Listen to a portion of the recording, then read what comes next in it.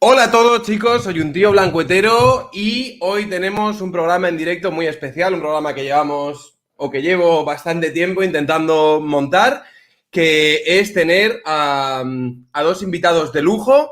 Uno de ellos, bueno, los dos ya lo conocéis porque uno ha venido bastante a mi canal, el otro también hemos tenido alguna entrevista. Juan Ramón Rayo, bienvenido. ¿Qué tal? Buenas tardes.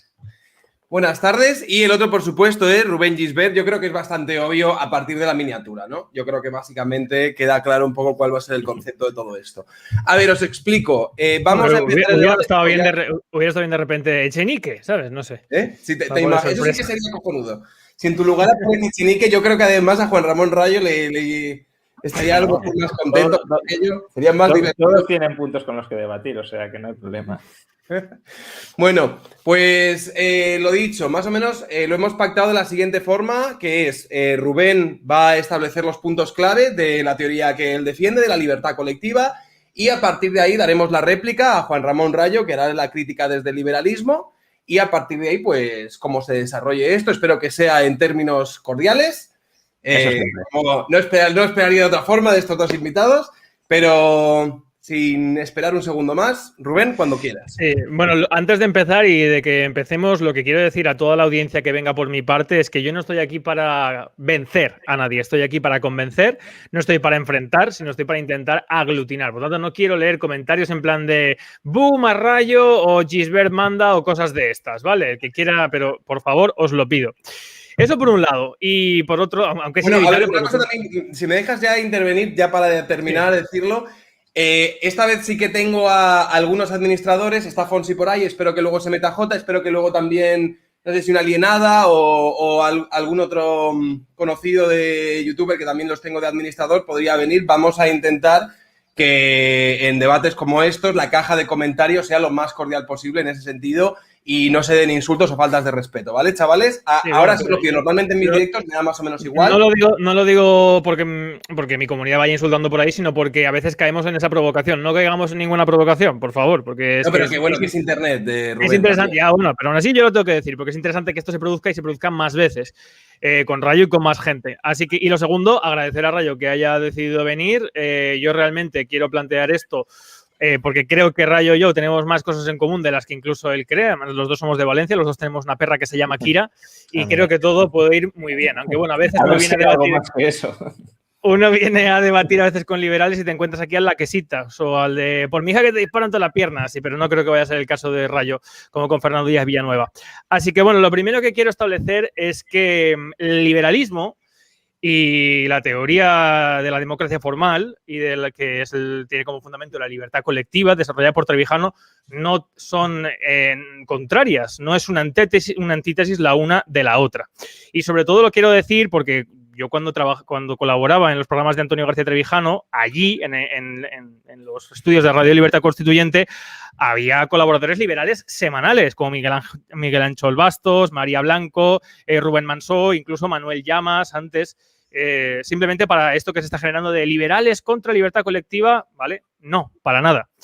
A este respecto, la exposición que yo quiero hacer no es respecto a los autores que yo siempre domino, que son los que, bueno, son, digamos, el alma mater, el fundamento de la separación de poderes y de todos esos principios, sino unos que he llegado a conocer por mi maestro Trevijano, por mi maestro Pedro Manuel González, pero también por el maestro mutuo, que aunque no lo conocí personalmente, Huerta de Soto, que en su máster de la UCM de Economía Austríaca se escribió algunos postulados de Trevijano como la nación como hecho objetivo y sobre todo dos autores fundamentales que seguro que Juan Ramón conoce perfectamente, que son Hayek y Ludwig von Mises. Hayek, ¿de acuerdo? Porque lo primero que quiero establecer es la diferencia, que fue imposible con Fernando, entre democracia formal y democracia material. Yo hablo de democracia formal, de democracia como sistema político. ¿Por qué? Porque democracias materiales hay miles. La democracia material es un principio, una idea tendente a la igualdad material, que eso es imposible. Cualquiera que haya leído al economista francés Shea sabe con la teoría de Shea, de la isla y tal, que eso es imposible. Entonces, la democracia formal es un sistema político que se basa en los dos aspectos. Uno, por ejemplo, de Mises, de la praxeología, de entender, digamos, la estructura lógica de la acción humana, que fuera de salvo la mística platónica, las ideas no proceden de las ideas, sino proceden del estudio fáctico, de los hechos, de las actividades de los seres humanos. Y en este sentido, tanto Ludwig von Mises como Trevijano están muy acertados, bajo mi punto de vista, y discurren en líneas paralelas cuando, por ejemplo, von Mises habla de la probabilidad de clase en vez de y diferenciándole de la probabilidad de caso. En el capítulo 2 de su libro de la acción humana, problemas epistemológicos de la ciencia de la acción humana, y es exactamente ahí donde está el quid de la cuestión, porque si uno habla de principios o le entienden como principios lo que está hablando como reglas de juego, como lo que es, que luego Santayana es el que mejor lo define, democracia formal, es cuando confundimos todo. Y es lo que el otro día más intenté de alguna manera cuando coincidí con Juan Ramón Rayo en el programa de Álvaro apuntar al final. Si no hacemos esta distinción, estamos haciendo un debate completamente estéril. Entonces, dentro de esta distinción, que como digo, también hace Hayek en el capítulo 17 del libro tercero de Ley, Legislación y Libertad, donde él habla de la demarquía o estococracia, que es por sorteo y no por elección, pero sí establece la democracia como método, o sea, la democracia como forma específica de gobierno reglada. A diferencia de las metas de gobierno, eso lo diferencia perfectamente Hayek, que es lo mismo que hace Santayana. Y esto lo hace cualquier persona que haya estudiado seriamente, jurídicamente, los principios del liberalismo y los principios jurídicos de la democracia. Entonces, lo que yo establezco ya todos lo sabéis, y es que en España los requisitos fundamentales que requiere un Estado para que sea democrático, para que formalmente estén esas reglas de juego, que es que los ciudadanos tengan la cracia, tengan el poder y no puedan ser avasallados por sus gobernantes, es la separación de poderes y el principio representativo. El principio representativo, además, nace desde la gloriosa Inglaterra con toda la tradición liberal.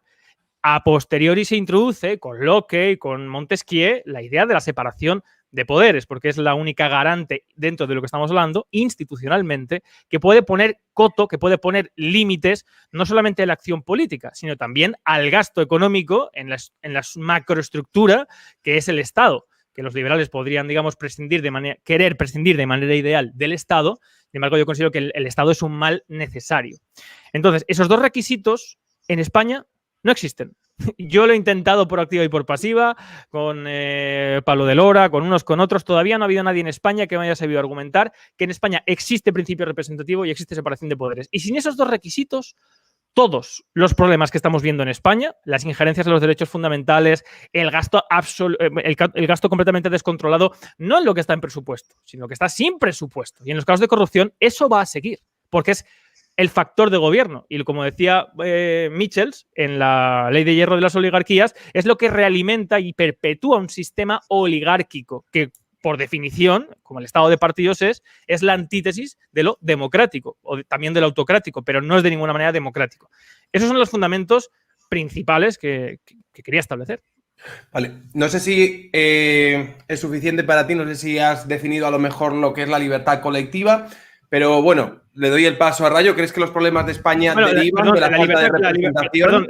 La libertad colectiva, yo me escribo la definición de teoría pura de la República, que es la que desarrolla Trevijano con todo lo que... Por eso he explicado lo de Hayek y lo de Mises, que es la capacidad de controlar el poder. Esa es la libertad política colectiva, la capacidad del colectivo, del pueblo, entendiéndolo como el colectivo, como el colectivismo. El colectivismo lo que busca son diferentes partes, diferentes colectivos dentro del sujeto político. Por eso es tan importante en un principio identificar cuál es el sujeto político. Ok. Totalidad de la nación. Rayo, los problemas de España derivan de la falta de representación y de la falta de separación de poderes.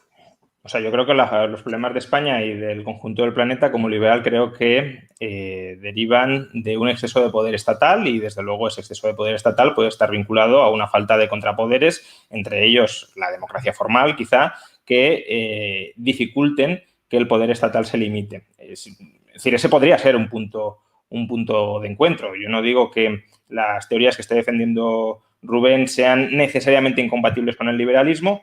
Mis discrepancias y desde una comprensión quizá insuficiente de las teorías de Rubén, y por eso quería que las expusiera, y en todo caso, conforme vaya haciendo la crítica, pues probablemente las irá matizando y a lo mejor algunas de las cosas que yo creo que son errores no son cosas que suscriba él, y por tanto, bueno, pues iremos dialogando e iremos viendo en qué medida se pueden compatibilizar, ¿no? Pero ya digo, estratégicamente no creo que haya ninguna incompatibilidad radical. Creo que el liberalismo, desde luego, puede abrazar la democracia formal como un contrapoder para limitar el poder estatal. Y si es verdad, si empíricamente se comprueba, que eso es algo que falta, que la democracia formal sí contribuye a limitar el poder estatal, pues bienvenida sea. La cuestión es que para el liberalismo la democracia formal no es un fin, es un medio para limitar el poder. Bien. ¿Cuáles son las discrepancias que creo que tengo? Porque ahora lo veremos. Discrepancias que creo que tengo. En la argumentación que, no tanto en la que ha elaborado ahora Rubén, sino lo que entiendo que es su filosofía política, creo que hay una confluencia de dos corrientes filosóficas. Una podríamos llamar el comunitarismo, no el colectivismo, el comunitarismo, es decir, y de hecho ahora mismo lo ha reiterado, la idea de que el sujeto político básico es la comunidad y que, por tanto, el individuo está subordinado a la comunidad. Esa es la filosofía comunitarista, a la que el liberalismo, tanto el liberalismo de izquierdas, el de corte más rawlsiano, como el liberalismo, no sé si de derechas o como lo queramos llamar, el liberalismo incluso libertario, más adscrito a Nozick, se oponen frontalmente. Para el liberalismo, el sujeto, no sé si político, porque esto es un término un poco extraño, el sujeto de derecho, el sujeto de soberanía, esos sí son términos con los que me encuentro más a gusto, es el individuo. ¿Por qué razón el sujeto de soberanía es el individuo? Por muchas, ¿no? Es decir, ¿cuáles son los problemas que tiene el comunitarismo que otorga soberanía a la comunidad? Primero, que los grupos no son un agente intencional. Es decir, los grupos no tienen preferencias, los grupos no quieren nada, son los individuos los que tienen preferencias. Y esas preferencias se pueden agregar colectivamente o comunitariamente, claro que sí. Pero justamente aquí hay un primer problema, y es que sabemos que cualquier sistema de agregación de preferencias que se genere es un sistema de agregación de preferencias arbitrario. Es decir, que el método que escojamos para agregar las preferencias es tan relevante como son las preferencias en sí. Por tanto, no existe nada que podamos tildar voluntad colectiva o voluntad grupal o voluntad comunitaria. Eso no existe. Existen voluntades individuales. Segundo, si los grupos importan, si las comunidades importan porque los individuos importan, no porque las comunidades tengan más importancia que los individuos. No hay, dicho de otra manera, bienes que podamos tildar de irreductiblemente comunitarios. Todo lo que sea bueno para la comunidad, si lo es porque es bueno para los individuos o para algunos individuos. No hay algo que sea bueno para la comunidad y que no sea bueno para ningún individuo. No existe un bien que sea solo de la comunidad y no del individuo. En tercer lugar, no, y este sí creo que puede ser un punto más de fricción, pero es interesante debatirlo, creo que no existe una definición objetiva de la extensión de una comunidad. Es decir, ¿cuál es la comunidad política objetiva de referencia en la que nos encontramos? ¿Cuáles son los límites de esa comunidad? Es más, en cualquier sociedad encontramos simultáneamente muchas comunidades distintas. Una comunidad puede ser la familia, una comunidad puede ser la religión o la iglesia, una comunidad puede ser la patria, y todas esas comunidades distintas reclaman diferentes lealtades y tienen distintos objetivos, llamémosles supraindividuales, y no está muy claro a cuál de esas comunidades tenemos que servir. ¿Por qué la patria pesa más que la familia? Previamente, la familia y el clan eran las comunidades de referencia a las que el individuo se tenía que someter. Hoy parece que tenga que ser la patria quien deba ser la comunidad que someta tanto a individuos como a familias. Por tanto, ¿cómo establecemos el esquema de lealtades? Y luego, en cuarto lugar, un cuarto problema del comunitarismo es las comunidades, qué derechos, qué privilegios tienen sobre los individuos. Es decir, tenemos que los individuos que nacemos en una comunidad, porque existen comunidades naturales, como la familia o incluso como la patria, quizá, ¿qué obligaciones tenemos hacia la comunidad? Es decir, un esclavo que nace en una comunidad política que lo convierte y que lo consolida como esclavo, tiene que someterse a la situación de esclavitud por el hecho de formar parte de esa comunidad política donde tradicionalmente se acepta la esclavitud. Y si existe esa obligación, ¿cuál es el fundamento de esas obligaciones? ¿Por qué los individuos tienen obligaciones hacia la comunidad y por qué la comunidad no tiene obligaciones hacia los individuos? Esas obligaciones hacia los individuos serían los derechos individuales que convertirían justamente al individuo en soberano frente a la comunidad. Bueno, eso es la crítica al comunitarismo. Luego hay otra serie de críticas, pero que, por no extenderme más, críticas más dirigidas hacia la democracia y hacia la democracia formal como sistema de de gobierno, que creo que puede tener sus limitaciones, que podemos tratar más adelante, pero por empezar debatiendo con... Han sido muchas cosas. Vamos a ver, exactamente, para empezar, nexos de uno. No existe eso de... ¿Me dejas decir un segundo antes de tal? Yo me voy a Claro. quitar en los momentos en los que estéis debatiendo y tal, porque me parece que aquí no pinto nada, simplemente me introduciré en el momento que quiera a lo mejor que tratéis algún tema o que quiera dirigiros el debate hacia algún lugar o si veo que os estáis embarrando cualquier cosa. Y porque también puede ser que se me vaya la luz, que ayer me pasó 3 veces en un directo, fue algo muy desagradable, pero si yo no estoy fuera, por lo menos no se va a notar. Así que, chicos, Rubén, Paga la luz, Sergio. Bueno, lo primero, genial el hecho de que hayas empezado por aquí, porque es la diatriba clásica y la razón por la cual yo no me declaro liberal. Porque el liberal considera que ante todo lo que existe, lo que ontológicamente se puede establecer y se puede defender y es, digamos, el sujeto de derecho, es única y exclusivamente las libertades del individuo, que no existen de manera absoluta o ontológica una comunidad, como bien estabas diciendo, que debe regir, aunque de manera tendenciosa tú utilizas solamente el término someter al individuo en pro de un fin común. Bueno, primero, no existe la voluntad general, para empezar puntos de unión. Eso no existe, no existe una voluntad etérea de la mayoría de un pueblo de tal. Existe el conflicto de intereses. De hecho, la primera persona que establece que el derecho no responde a una moral natural que todos tenemos, sino, de hecho, el derecho es un artificio que no tiene nada que ver con la moral. De la moral nace la legitimidad y del derecho nace la ley. Lo explico algunas veces en el canal. En este sentido, el derecho es un conflicto de intereses. Siempre es un conflicto de intereses.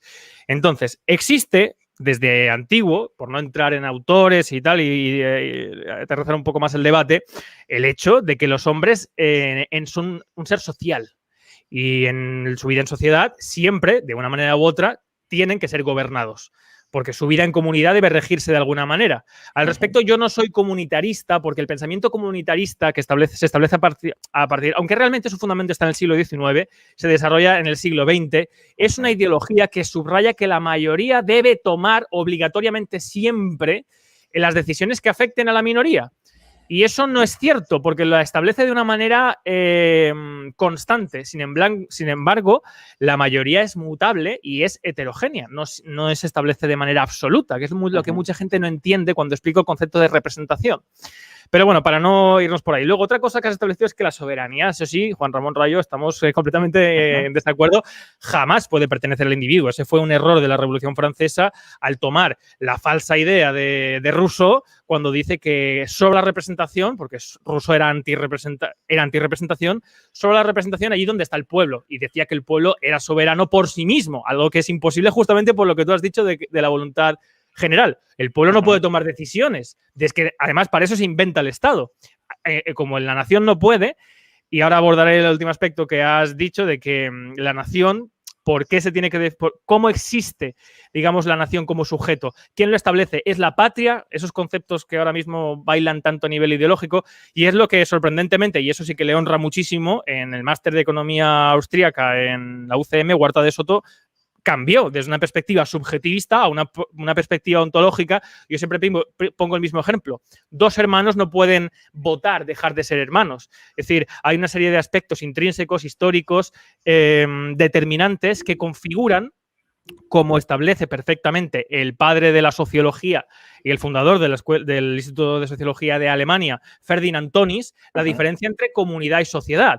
La sociedad es un pacto voluntario, como una sociedad mercantil. El que entra puede disolverse. Lo mismo sucede, por ejemplo, con Escocia. Escocia, en 1707, firma un pacto con Inglaterra y crea en Reino Unido. Ese pacto es una decisión voluntaria. Es decir, es un acto.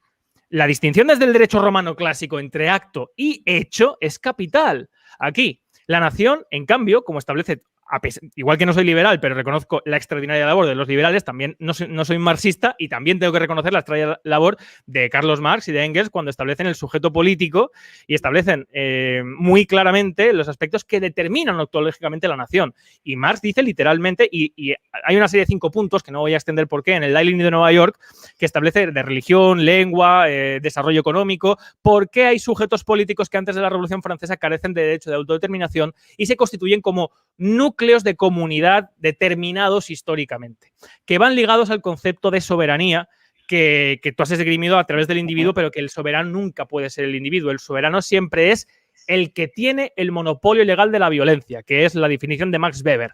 Es decir, es el poder último, el que no tiene recurso. La palabra soberano, además, hace referencia a la monarquía absoluta y está desarrollado por los 6 libros de la República de Jean Bodin. Y lo que subyace al final de todo lo que has expuesto es un poco lo que de manera muy acertada Hobbes trata en El Leviatán. El hombre es un lobo para el hombre, la famosa frase. En estado de naturaleza, el hombre está en estado de guerra, por intereses mutuos. Tomando la propia teoría de Shea, en la isla, uno codicia lo del otro y en vez de trabajarlo, busca la manera o bien de robarlo, o bien de engañarle, o bien tal. Entonces se reúnen y deciden someter parte de su libertad a un bien común, digamos, a que un tercero tutele sus derechos, ceden una parte de su libertad, sé que tú lo sabes, pero para que la audiencia lo sepa, con tal de ¿qué? De establecer la paz. Porque el hombre en estado natural es un lobo para un hombre, como he dicho, es un estado de guerra. Y ahí es donde nace la teoría clásica del Estado, desarrollada magistralmente en España por un liberal, por Dalmacio Negro Pavón, que también era colaborador de Antonio García Trevijano, y tengo una entrevista suya en el canal que os pido que quiera que le eche un vistazo. En este sentido es cuando se empieza a plantear cómo ese Estado, que todo lo puede, por eso le pone el nombre de Leviatán, el monstruo bíblico, que puede actuar arbitrariamente en algunos momentos en contra del ciudadano, como bien ha dicho Rayo, llegar a someter. ¿Cómo se le ponen límites? ¿Cómo se hace que realmente el pueblo que carece de voluntad general tenga la capacidad de, primero, de canalizar su voluntad hacia dentro de ese Estado y se hagan las acciones que quiere mayoritariamente el pueblo, por mayoría? Y segundo, se le pongan límites. Bueno, pues eso se desarrolla jurídicamente, eso es la democracia formal, eso es la libertad colectiva, que es el aseguramiento y la promulgación de instituciones jurídicas inteligentes. Instituciones como la separación de poderes que vigila que un poder no abuse de su facultad, que es la que tradicionalmente corresponde a la nación, el legislativo. Es decir, nosotros promulgamos las leyes que nos afectan a todos nosotros. Y aparejadamente a ello, la elección de los cargos políticos y la destitución en caso de que lo haga mal, que eso sí que es una novedad que introduce teoría pura de la República de Antonio García Trevijano, el mecanismo. Entonces, para resumir, la determinación del sujeto político es algo que desde el marxismo hasta no precisamente alguien marxista como Carl Smith, fundador de la ciencia jurídica, establece como un hecho determinado, pasando también por la sociología, como he dicho, de Ferdinand Tonis.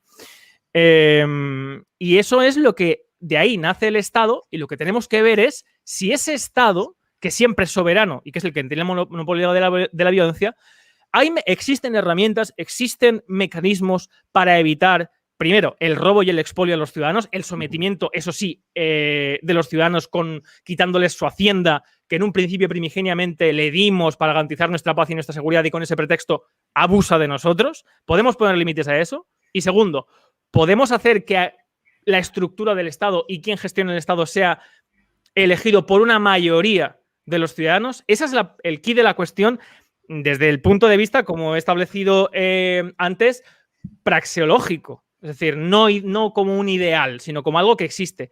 Y eso existe, no lo podemos negar. Eso existe con la Constitución de Estados Unidos y casi en la Constitución del 58 de Gaulle. Y eso es lo que yo quiero para España.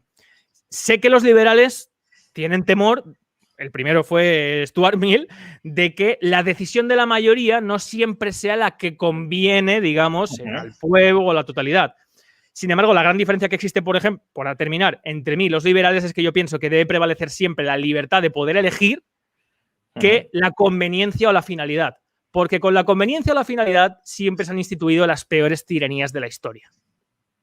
Vale, vamos por partes. Efectivamente, la soberanía es el poder último de decisión en régimen, si lo queremos, monopolístico. La cuestión es que la soberanía hay que ligarla a un determinado ámbito, porque en caso contrario no habría soberanía en el mundo. Quiero decir, el Estado español es soberano sobre el territorio español, pero no es soberano sobre el territorio francés y no es soberano sobre el territorio global. Por tanto, el individuo podría ser soberano sobre un determinado ámbito, sobre el ámbito que marca el ejercicio de sus derechos, por ejemplo, sobre el uso de su propio cuerpo y sobre el uso de su propia propiedad. Que superpongamos la soberanía estatal al ámbito de soberanía que podría ejercer el individuo sobre sus propiedades, tiene que haber una justificación adicional. sobre la que trataré luego, que por lo que he creído entender es el contractualismo, es decir, el contrato social que se ha firmado con ese monopolio de la violencia, con ese leviatán en un determinado momento anterior. Eso es lo primero. Por tanto, el individuo podría ser soberano. Otra cosa es que lo sea o no lo sea, ¿bien? Pero podría ser soberano. De la misma forma que un Estado es soberano, podría serlo el individuo. Y de la misma forma que un Estado suprime la soberanía del individuo, un hegemón mundial podría someter la soberanía de los Estados actuales. Ese es un primer problema. El segundo problema es que una cosa es quién ejerce efectivamente el poder y otra muy distinta es quién debería ejercerlo. Es decir, Smith efectivamente dice que soberano es el que tiene la capacidad de instituir el estado de excepción, el que tiene la capacidad de marcar las normas. Es decir, Smith está equiparando soberanía con poder, con fuerza. El que es más fuerte es el soberano. Ahora, con esa definición de soberanía, pues podemos legitimar cualquier tipo de aberración. ¿Por qué? Pues porque si uno es suficientemente fuerte como para imponer su voluntad sobre los demás, cercenando su vida, su libertad o su propiedad, tendríamos que decir que es un ejercicio legítimo de la soberanía. Y si decimos que no es un ejercicio legítimo de la soberanía, estamos diciendo que debería haber límites al ejercicio de esa soberanía. ¿Y cuáles son esos límites? Desde mi punto de vista, los derechos individuales. Con lo cual, no equipararía soberanía con poder, porque si equiparamos soberanía con poder, estamos legitimando cualquier ejercicio de la fuerza.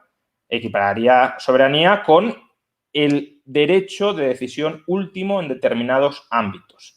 Y esa soberanía ha de ser estatal en el sentido de que el Estado ha de tener legítimamente el poder en un ámbito territorial, o puede ser individual en el sentido de que el Estado o cualquier grupo social con poder no tengan derecho a hacerle determinadas cosas a los individuos. Eso es lo primero. Lo segundo, sigo sin estar convencido con la idea de que las naciones están objetivamente determinadas. No todas, ¿eh? No todas. No, bueno, o que hay naciones objetivamente determinadas. Sí. Una comunidad, efectivamente, Tonis decía que es un grupo que tiene objetivos comunes y donde el objetivo común se impone sobre las voluntades individuales, donde prima más la misión, digámoslo así, de la comunidad que los intereses particulares de cada uno de los miembros de esa comunidad. ¿Eso lo has leído directamente en Tonis? Porque esa es la mala interpretación que hace a posteriori Renan y los subjetivistas franceses. No, eso es cita textual de Tonis, pero bueno. Es que ahí él toma la definición de sieyes de nación, de una comunidad bajo una serie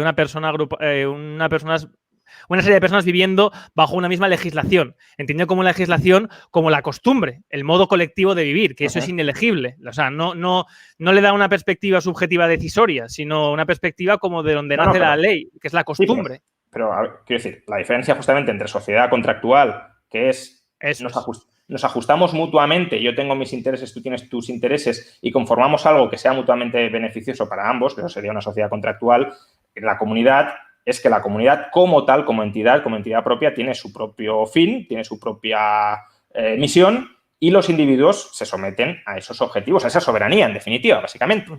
Entonces, sigo sin ver cuáles son los criterios que permiten determinar si un determinado colectivo es una nación o no es una nación y, sobre todo, sigo sin comprender cuál es la base de la obligación de que una persona forme parte de esa nación. Perdón, de esa nación y de esa comunidad. Quiero decir, lo he explicado, pero es que no, perdón, sí. ¿La Iglesia Católica o el catolicismo es una comunidad? Podría serlo.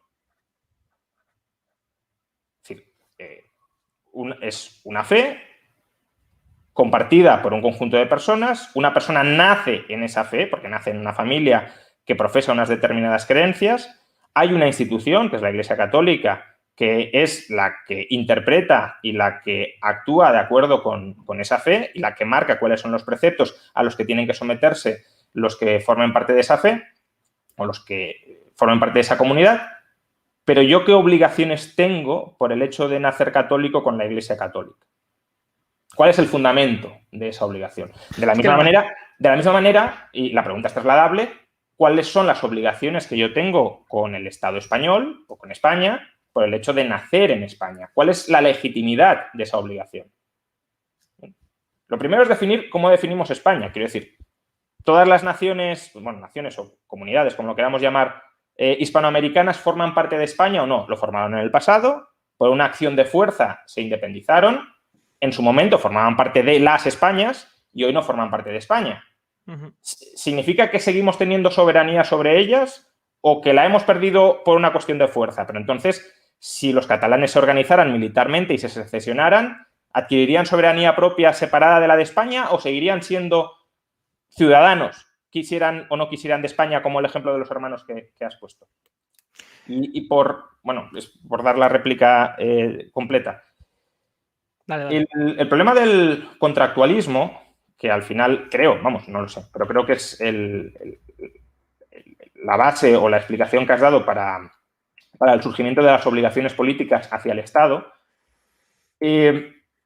son varios. El primero es que para poder contratar con el Estado, primero uno tiene que ser sujeto de derecho. Yo no puedo firmar un contrato sin ser sujeto de derecho. Por tanto, ahí ya estás como implícitamente reconociendo que los derechos individuales son previos a la soberanía estatal. Porque si yo no hubiese contratado con el Estado no sería soberano. Y si no es esa la explicación, entonces el contractualismo no sirve. Pero luego, claro, uno tiene que estudiar también, tiene que analizar también si los términos en los que supuestamente se firmó ese contrato social son términos que validen el contrato. Por ejemplo, ¿yo puedo firmar un contrato sin que me den una manera razonable de no firmarlo? En plan, oye, que si no te cortas un brazo, entiendo que me tienes que dar 100.000 euros. No lo consideraríamos un contrato válido. El Estado, cuando se estableció ese supuesto contrato social, dio mecanismos de salida válidos a los individuos para no adscribirse a su comunidad y someterse a su soberanía, ¿o no? En segundo lugar, podemos decir, no, es que hubo un consenso implícito. La gente, por integrarse en una comunidad, acepta implícitamente la soberanía estatal. Pero en cualquier contrato, el disenso explícito prevalece sobre el consenso implícito. Si yo digo, no me estéis malinterpretando, yo no estoy aceptando esto, yo no estoy consintiendo en obligarme, entonces prevalece el disenso. Tampoco vale el consenso si, como he dicho, no hay obligación de que si hago algo puedo no prestar consentimiento. Por ejemplo, por el hecho de participar en unas elecciones. Uno podría decir, si participas en unas elecciones, con ese acto estás demostrando que aceptas la soberanía estatal. ¿O no? ¿Por qué? Porque si no participo en unas elecciones, ¿no acepto la soberanía estatal? No. Por tanto, el hecho de que participe ni me dice que sí ni me dice que no. Y por último, para que un contrato sea válido, ambas partes tienen que cumplir con su obligación. Y creo que los estados, recurrentemente a lo largo de la historia, han vulnerado sistemáticamente sus obligaciones y, por tanto, si hubiese algún tipo de contrato social, desde luego lo habría roto unilateralmente el Estado. Vale, si quieres vamos a hacer una cosa. A partir de ahora, las preguntas las hacemos de una en una. Es que si no, vale. Porque sí, si no, Rayo, me haces 5 y es... Vale, empecemos con el concepto de soberanía. ¿Por qué los individuos no pueden Mira, a ver, es que hay 3 conceptos clave que creo que bailan, ¿vale? Bailan. Es el tema, primero el concepto soberanía. El concepto soberanía en política. El concepto de soberanía en política, porque la política es la ciencia que estudia las relaciones de poder, que es lo que uno puede hacer. El concepto de soberanía nace de la cualidad del soberano. Y la cualidad del soberano, como bien establecido, no solamente, quiero decir, eso está de acuerdo, no solamente Stuart Mill, como he dicho antes, Max Weber, que no es precisamente la izquierda. La cualidad del soberano es aquella en la cual él tiene la capacidad coercitiva de obligar a sus súbditos a cumplir con su voluntad.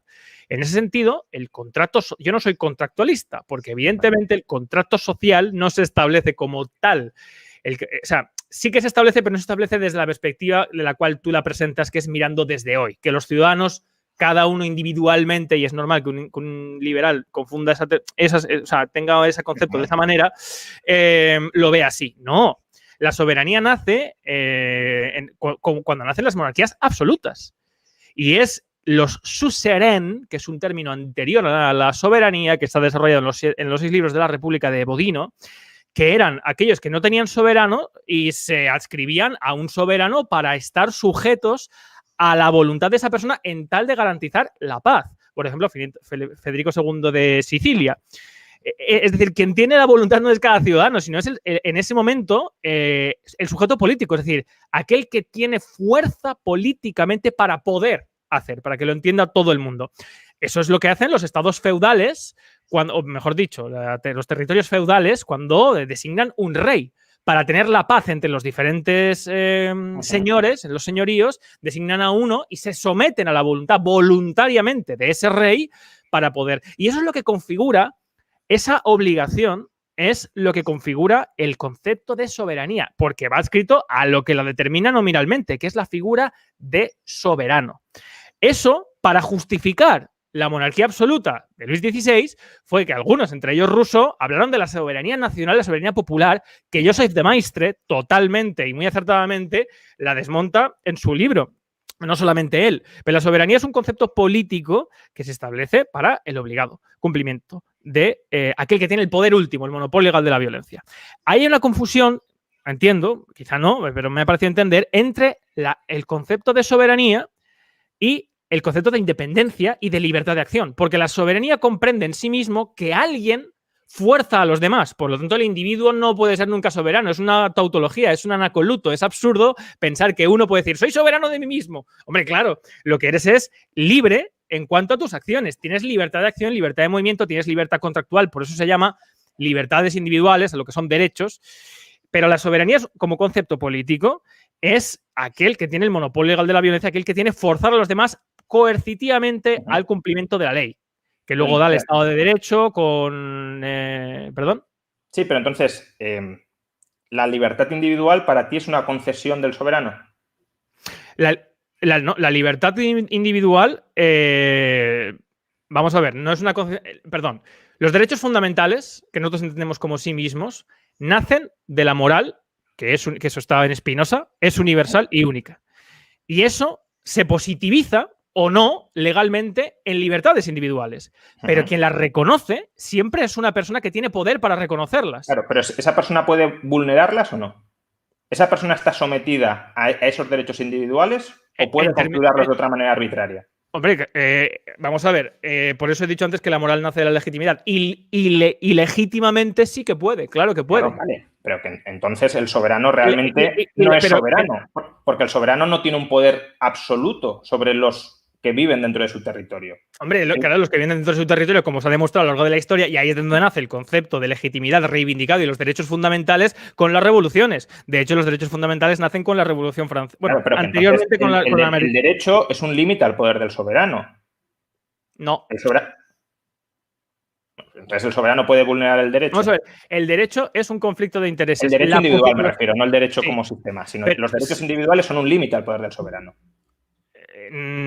Sí, claro, sí, siempre. En principio vale. Sí. Desde la Carta Magna, lo que sucede es que, claro, a ver, es que en ese momento no se entendía como individual, porque quienes firman la Carta Magna son las personas, es los que tienen capacidad, los que tienen potestad, los que tienen poder en ese momento. Sí, o sea, yo no digo que para defender los derechos individuales no haya que, digamos, organizarse de alguna manera para cortarle la cabeza al tirano si hace falta. Obviamente, sí, un individuo va a tener muy complicado él en aislado, en solitario, defender sus derechos individuales. La cuestión es, ¿ese individuo tiene derechos que preexisten al orden político y que, por tanto, el orden político ha de respetar? ¿O el orden político puede reconfigurarlos, puede violarlos y puede maltratarlos como el soberano considere oportuno? Sí. Es que, a ver, estoy intentando ser elegante.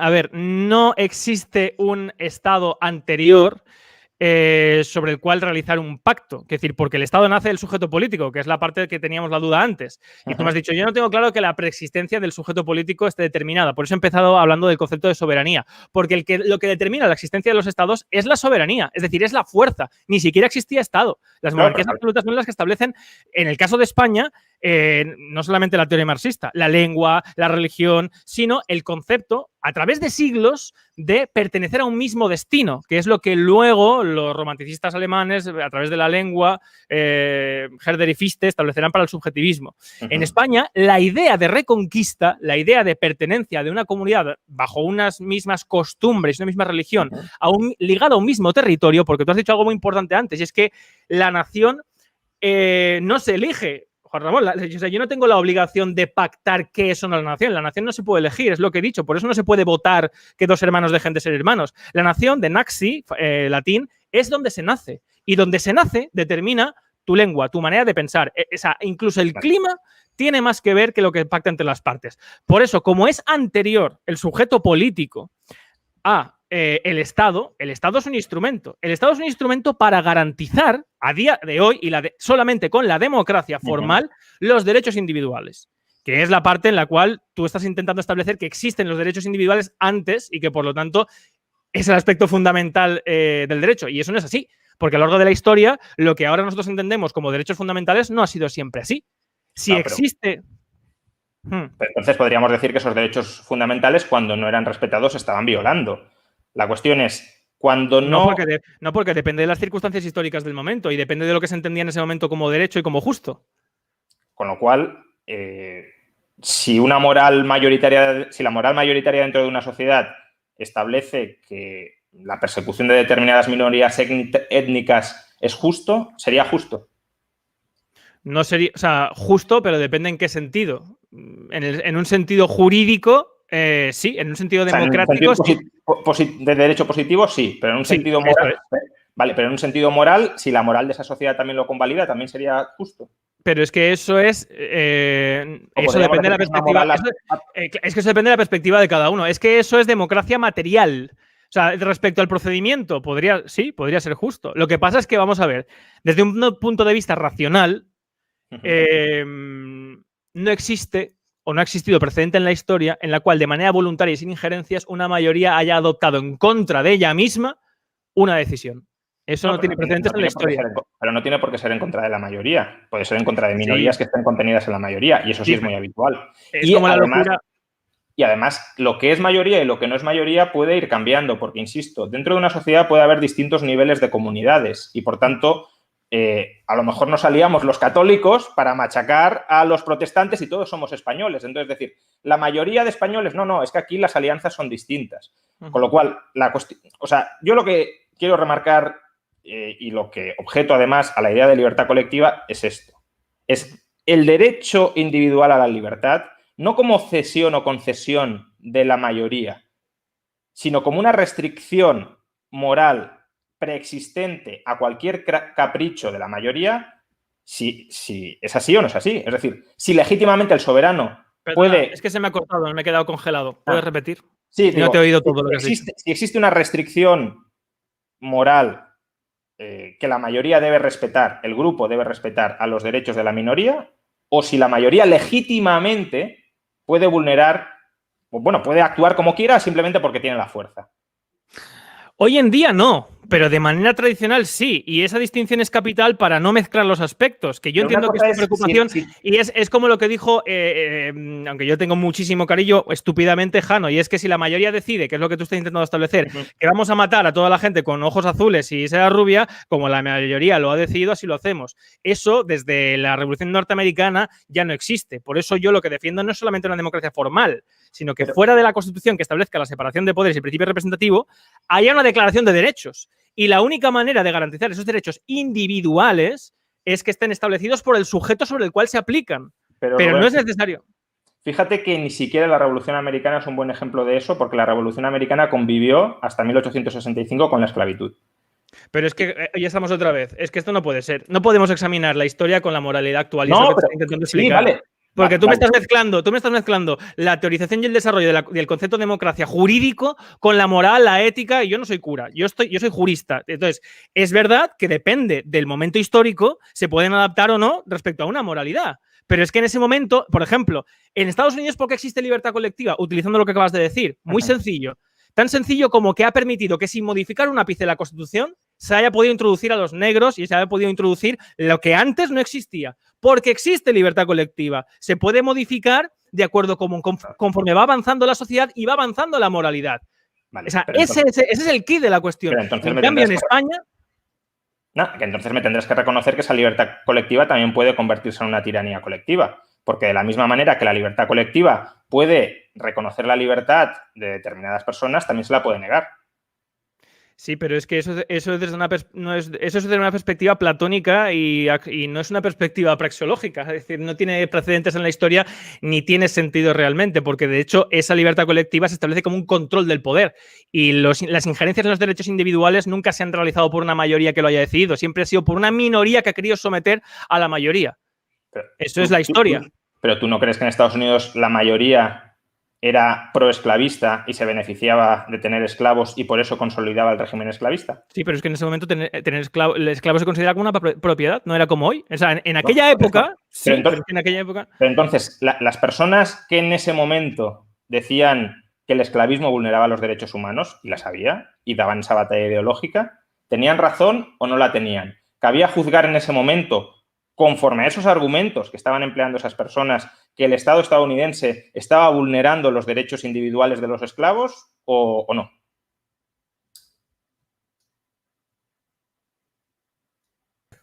Creo que se ha quedado congelado Rubén. No sé Ramón. si se escucha la última parte del debate.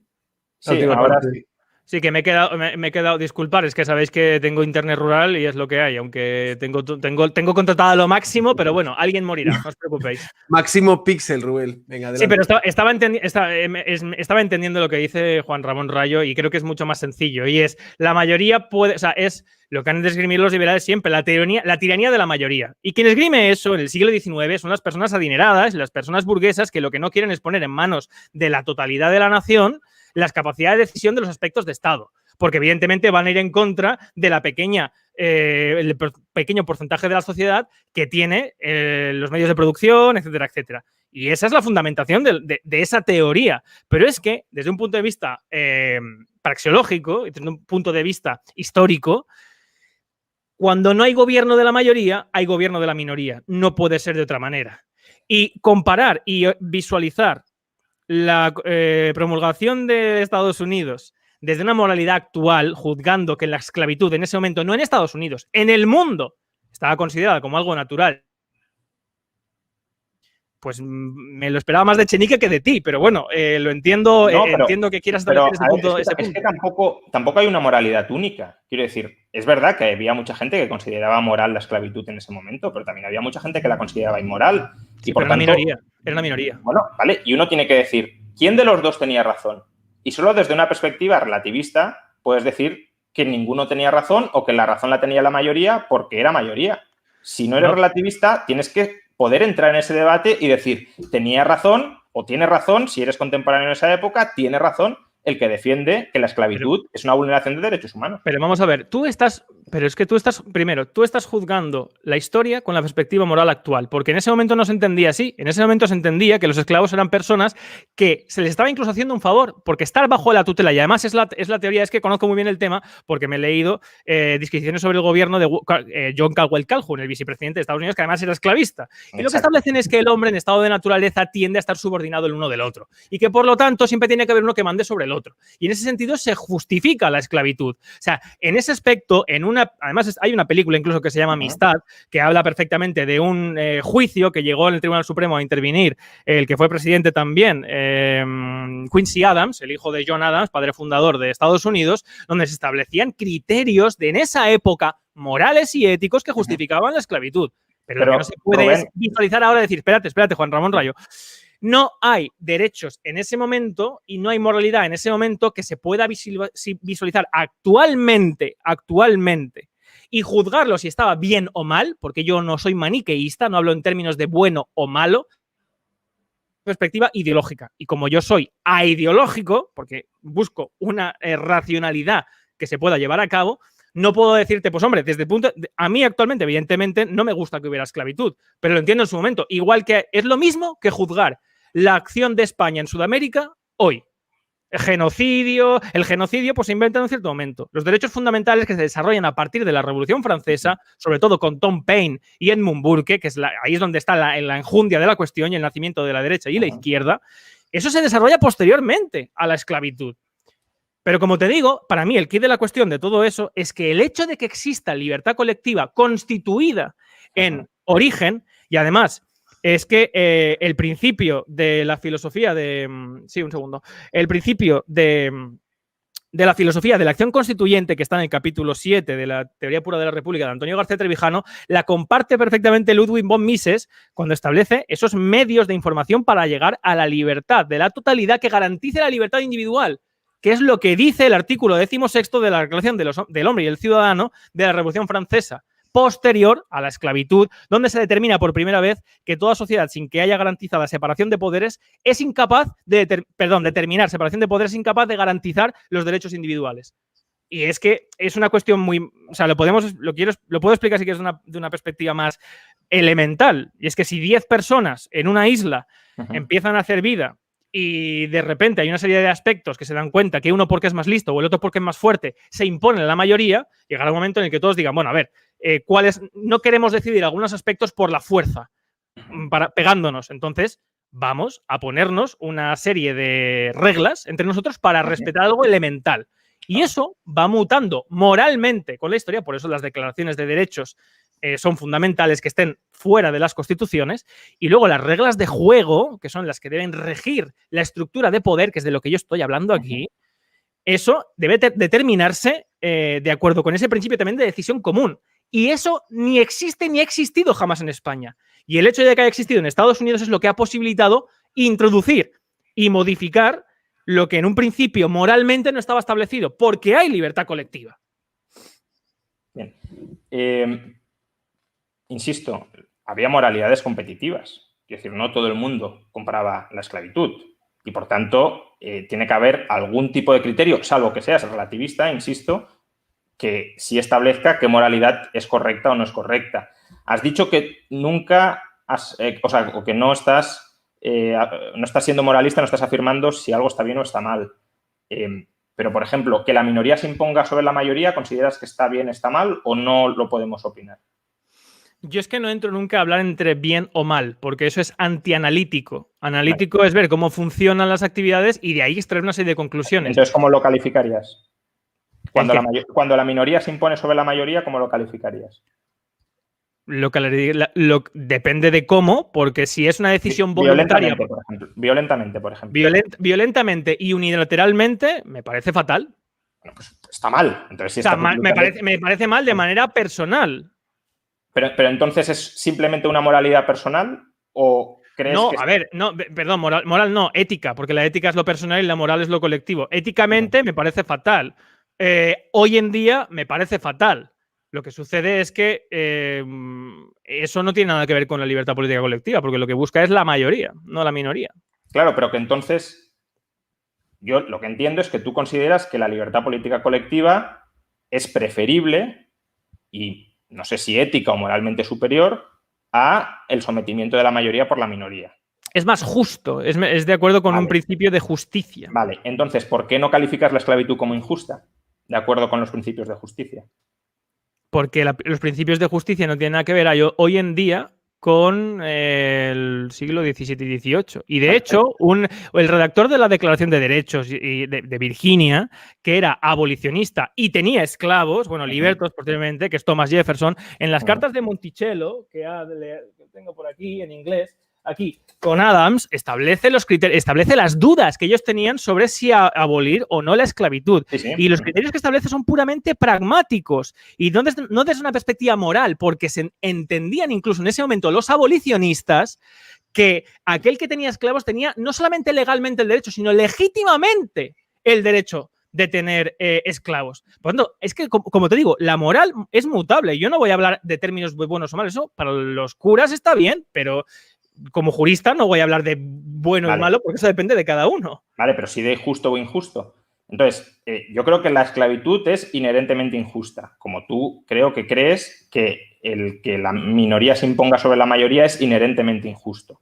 La cuestión es por qué si crees que hay justicia inherente en algunos rasgos de la comunidad, por ejemplo, que la minoría se imponga sobre la mayoría, pero no crees que hay inherencia de justicia en que un individuo se apropie de otro.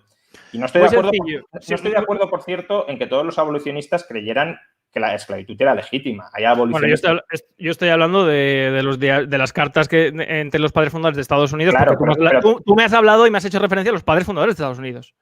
Bueno, no, a la moralidad estadounidense, no necesariamente a los padres fundadores. También ten en cuenta que, como bien has dicho, los padres fundadores eran en su mayoría esclavistas. Por tanto, la argumentación que puedan escribir en esos textos probablemente sea una argumentación sesgada por su interés hacia la esclavitud. Son cartas privadas y los dos son cartas privadas. Sí, pero quiero decir, si yo estoy esclavizando a alguien y me beneficio de esa esclavitud, intentaré justificar, vamos, o tendré un conflicto existencial gravísimo, pero intentaré de alguna manera justificar que lo que estoy haciendo está bien. Había abolicionistas como Lysander Spooner que no solo decían que la esclavitud era ilegítima, sino que los esclavistas tenían que indemnizar a los esclavos por todo el sometimiento. Pero eso se ha reconocido, eso se ha revisado hoy. En ese momento no sabía. No. Principios del siglo XIX. Lysander Spooner no es actual. Y entró en el debate diciendo que había que abolir la esclavitud.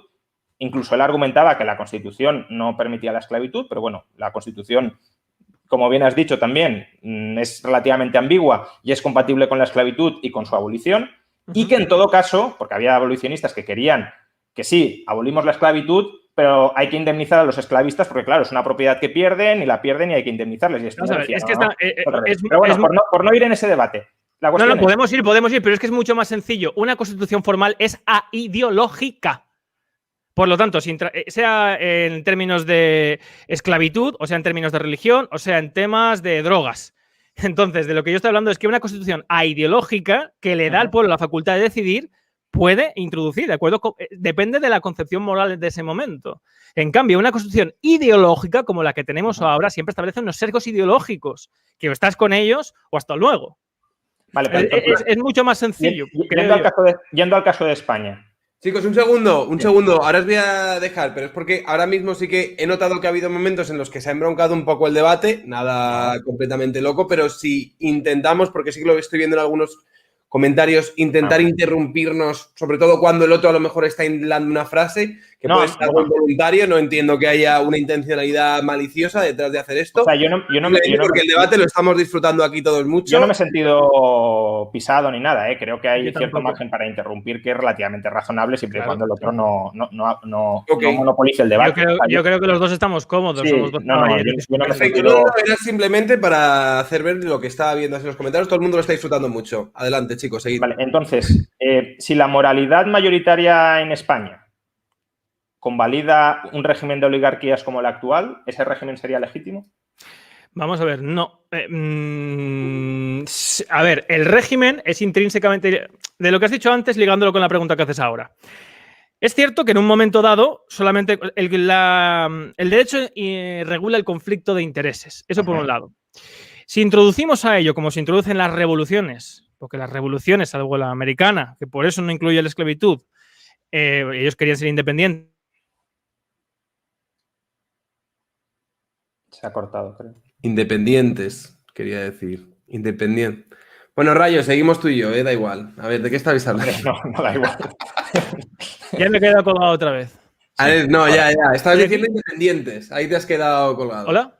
Sí, te escucho. Vale. La Revolución Norteamericana no fue ideológica, la Revolución Francesa fue ideológica, la Revolución Bolchevique fue ideológica, pero después de la Revolución Francesa sí que se entienden y se promulgan y todos hemos aceptado, y de ahí va encaminado, digamos, el mundo en que hay una serie de principios fundamentales individuales que hay que garantizar. De hecho, ahí nace el liberalismo. Entonces, pero claro, eso tiene como paso previo que exista un aspecto formal que pueda garantizarlos. Por lo tanto, ahora mismo no es suficiente únicamente que exista la libertad colectiva, sino que también se instituyan libertades individuales. O sea, eso para terminar con lo de antes, si quieres, y empezar lo de ahora.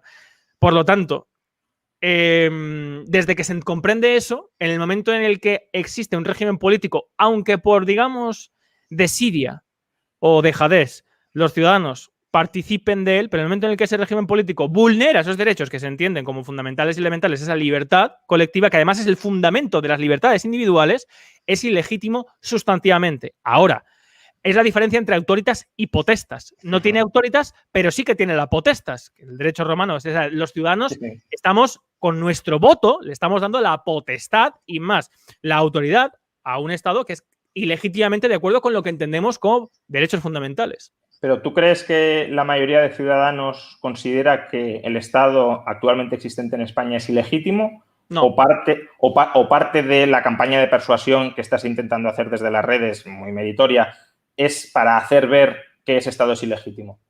No. Los ciudadanos piensan que viven en un régimen democrático igual que los Vale. ciudadanos que viven en Corea del Norte. Pero entonces esa moral mayoritaria estaría convalidando el régimen actualmente existente. No, porque eso no es moral. No, eso no es moral, porque es muy sencillo. Yo le he podido explicar a personas de ideología muy diferente, clase social muy diferente, lo que yo defiendo, o mejor dicho, lo que yo no defiendo, no, lo que yo explico, y todos se adscriben a ello. Se adscriben a ello, les parece lógico. Eso no es porque el aspecto de libertad no es ideológico. Tiene que ver con un concepto de justicia, de que todos en nuestro foro interno hemos aceptado que aquello que no queremos lo decidimos por voto de mayoría más uno. Y eso en España no se da. Lo que pasa es que la gente piensa que sí se da. Es que es diferente, porque el pueblo lo que pasa es que piensa que eso sí que existe. O sea, el pueblo piensa que el sistema es legítimo porque hay unos mecanismos que para él sí que le permiten elegir.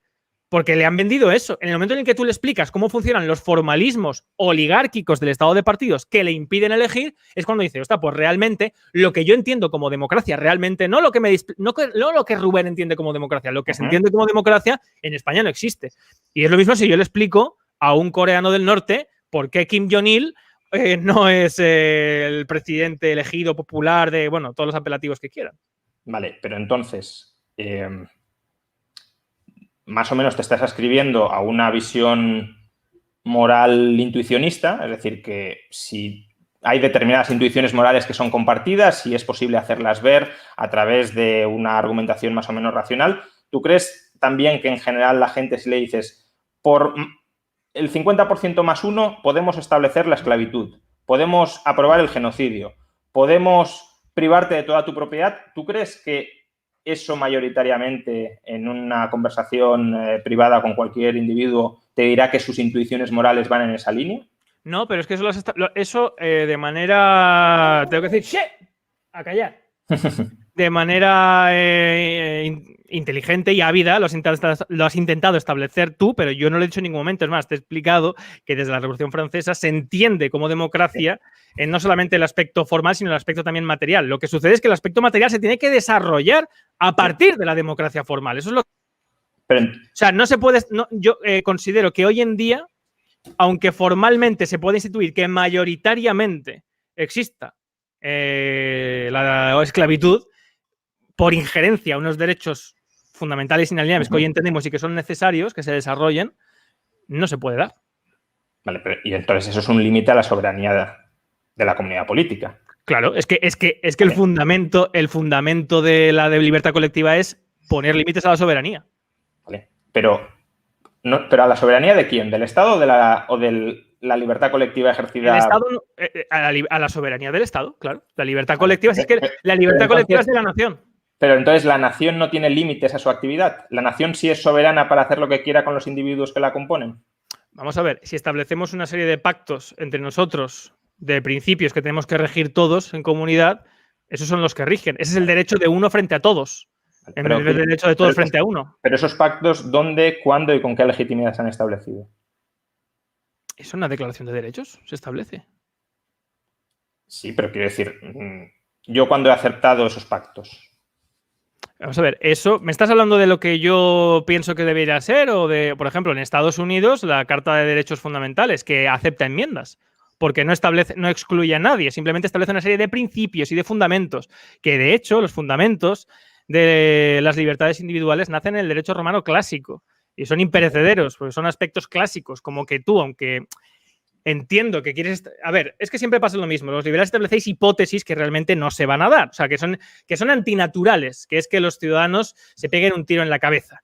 Entiendo ese miedo, pero no está avalado por la historia, salvo en situaciones de crisis o de miedo, etcétera, etcétera. Pero o sea, ¿tú no crees que la mayoría dentro de una democracia formal puede decidir, incluso hoy en día, someter a la minoría?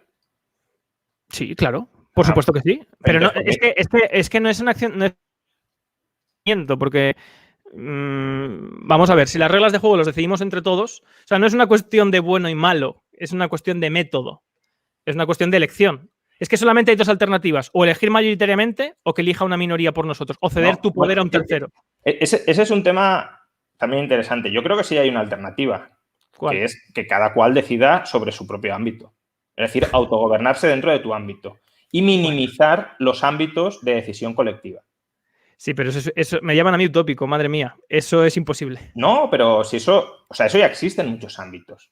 La libertad religiosa, por ejemplo, es una forma de que tú te gobiernes tus propias creencias religiosas, de que no te tengas que adscribir a las creencias de la comunidad religiosa o a las creencias religiosas mayoritarias. Es, ¿no? Y lo mismo con tu propio. Pero vamos a ver, Rayo, si tú quieres vivir en sociedad y la sociedad sabes que establece un vínculo de dependencia y es un vínculo natural, tienes que establecer pactos con los otros. De hecho, yo no soy anarquista porque creo que el anarquismo es imposible precisamente por lo mismo que acabas de decir.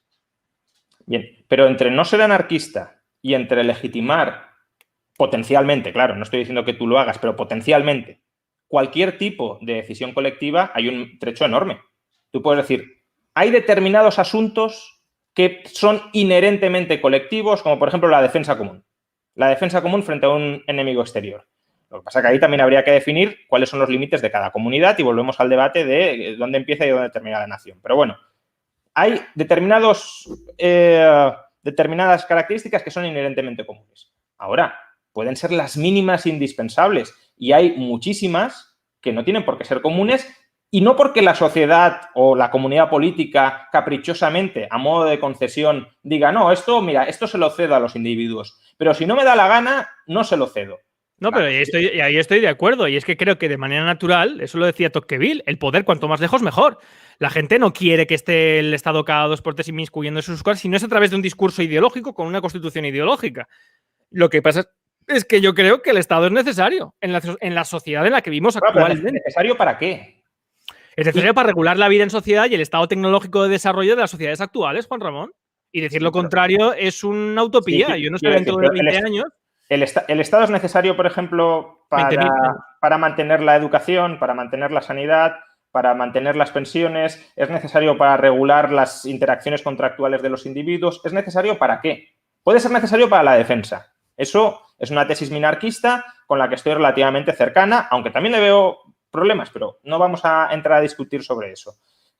Puede ser un mal, como decías tú, un mal imprescindible para determinados asuntos. La cuestión es, ¿para cuántos asuntos? ¿Y eso quién lo decide? ¿Lo decide el Estado porque es soberano y puede decir, no, yo si quiero aquí establezco un Estado socialista donde todo está sometido a la dirección partidaria? Eso lo decide la nación, eso lo decide el pueblo. Entonces el pueblo sí que puede decidir vulnerar de derechos individuales. Es que me estás mezclando dos cosas. Una cosa es la estructura política, que es el Estado. O sea, el Estado es una estructura política, es un artificio. Y otra cosa son los derechos individuales, que se pueden establecer o no. O sea, que la mayoría tiene capacidad para denegar derechos individuales a la minoría. Desde el punto de vista formal, sí. Desde el punto de vista pragmático, hoy en día, eso no se puede dar. Porque es que no sé qué parte no entiendes de que a la vez que hay una constitución hay unos derechos fundamentales establecidos en una carta de derechos fundamentales que es inviolable. Y que va a la par que las reglas de juego. Inviolable si la mayoría no los quiere violar. Porque si la mayoría dice, yo esta carta de derechos fundamentales me la paso por el forro, entendámonos, se la podría pasar desde tu punto de vista. Sí, claro, sí, por supuesto. Vale, entonces, ¿por qué? O sea, yo entiendo o puedo llegar a entender la postura nihilista o relativista. ¿Bien? Es decir, la postura de no hay ni bien ni mal y al final es una cuestión de fuerza. Pero si esa es la postura última, si ese es el pozo último, no entiendo luego por qué dices que la mayoría tiene derecho a gobernar sobre la minoría. Podría ser perfectamente al revés. Si la minoría tiene fuerza para imponerse a la mayoría, según esa perspectiva nihilista, también debería poder hacerlo. Es que eso no es una perspectiva nihilista, es una perspectiva pragmática. No es una cuestión de bien o de mal. O sea, es que Einstein, cuando iba a establecer la teoría de la relatividad, no voy a hacer una teoría que mole, voy a hacer una teoría guay. No, examinaba los fenómenos y las actividades, que por eso empezó hablando de la escuela austríaca, porque estos liberales sabían perfectamente que había una parte metodológica del derecho y una parte metodológica del poder que eso se puede desarrollar luego en su seno actividades morales o ideológicas. Yo no estoy hablando de actividades morales o ideológicas, estoy estableciendo si es bueno o malo. Estoy diciendo, todo lo que no sea la decisión de la mayoría es la decisión de la minoría, y todavía no me has contravenido eso, porque eso es una constante en la historia. O decide una mayoría o decide una minoría. No existe término medio. Bueno, primero, creo que a veces que decida la minoría no tiene por qué ser malo. Ojalá, claro, por ejemplo, hombre, si es una minoría de ricos, pues entre ellos van a decir... No estoy hablando de eso, pero por ejemplo, que vamos al caso extremo, pero que los judíos hubiesen decidido en la Alemania nazi, creo que habría sido muy positivo para frenar el Holocausto. Es decir, ahí creo... No, bueno, o me da igual, o los esclavos en Estados Unidos. Quiero decir, creo que no siempre la mayoría tiene razón sobre la minoría. En ocasiones, mira, primero, Juan Ramón, es que eso no se puede aplicar porque en la Alemania nazi no había libertad colectiva. No fue la nación la que dijo voluntariamente vamos a matar a los judíos. De hecho, Hitler llega al poder en un estado oligárquico y partitocrático como el actual. Y segundo, te repito, examinar la moral y las circunstancias de la época desde una perspectiva actual... Pero es que me parece muy poco, o sea, siendo una persona seria como eres, me parece bastante... Pero que justamente del Holocausto hace 80 años, 90 años, tampoco es que nos vayamos muy atrás. Sí, pero es que... de hecho, la mayoría de autores que estás citando tú como base de tus teorías son de esa época. Sí, pero es que como te estoy diciendo, ahí no había libertad colectiva. El pueblo no votó mayoritariamente. Eso lo compro. Ahora, ¿tú crees que es imposible? No es que lo compres, es que es así. ¿Tú crees que un pueblo con libertad colectiva es imposible que reproduzca un horror moral como el del Holocausto? ¿Hay un precedente en la historia? Dime antes del Holocausto tampoco había precedentes del Holocausto y el Holocausto llegó. Sí, pero es que ahí el pueblo no lo decidió, es que estamos en las mismas. O sea, hay un precedente en la historia en la cual los ciudadanos mayoritariamente en contra de la moral... ahora no te interesa. Vamos a la esclavitud. Vamos a la esclavitud. Que ahí sí hay en ese momento la esclavitud moral... Vale, pero Juan Ramón. Vale, pero entonces, ¿es imposible que se repita esa moralidad esclavista dentro de una sociedad con libertad colectiva? Pues hombre, yo todavía no soy Sandro Rey. Yo no sé cómo va el futuro, pero sí que es cierto que de acuerdo con la... A ver, de acuerdo con Juan Ramón, entiendo, pero ¿por qué no lo haces más sencillo para intentar? O sea, es que no existe ahora mismo una concepción moral que justifique la esclavitud y decir lo contrario es hacerme demagogia y decir... No, claro. Y decir que la libertad colectiva puede llevar a la esclavitud por decisión de la mayoría es hacer demagogia, porque sabes perfectamente que la situación social actual no tiene nada que ver con la del siglo XVII y XVIII. Claro, pero actualmente sí existe una moralidad mayoritaria de, por ejemplo, confiscar la propiedad legítimamente adquirida o pacíficamente adquirida. Pero ¿eso se hace de acuerdo con la libertad colectiva? O sea, ¿el pueblo mayoritariamente ha decidido vamos a confiscar? Porque eso no se ha hecho. En Estados Unidos sí. En Estados Unidos no, perdona. No, en Estados Unidos hay libertad colectiva. Sí. ¿Vale? Y en Estados Unidos tienes una presión fiscal de más del 30%. Es decir, que el 30% de lo que gana la gente se lo queda al Estado. Sí, no, ¿se lo queda al Estado? No, se lo queda al Estado, no. Sirve para los mecanismos de Estado. Aparte, la vida en Estados Unidos no tiene nada que ver con aquí. Y aún así, es que la libertad colectiva es que lo estás intentando siempre a un fin finalista materialista, que no es lo que yo estoy estableciendo. En Estados Unidos estoy diciendo que la circunstancia sea perfecta, idílica, social, económica, política, porque va cambiando y ahí está el quid de la cuestión. En Estados Unidos puede cambiar, el pueblo puede decidir, aquí no. Tú aquí tienes que decir sí y amén a lo que dice Sánchez y mañana sí y amén a lo que diga Casado. Yo no estoy debatiendo sobre si España es un régimen oligárquico o no, que me parece bien, que... No, pero si quieres establecer los puntos de libertad colectiva sobre lo bueno o malo del interior, yo defiendo la libertad colectiva porque por lo menos me permite elegir. Cosa que con otro sistema que no instituya la libertad colectiva no se puede. Bien, pero quiero decir, vamos al caso de Estados Unidos hoy en día, donde sí hay libertad colectiva, para que veamos cuáles pueden ser las consecuencias de la libertad colectiva y dónde, por tanto, los liberales nos distanciamos de esa idea. Sí.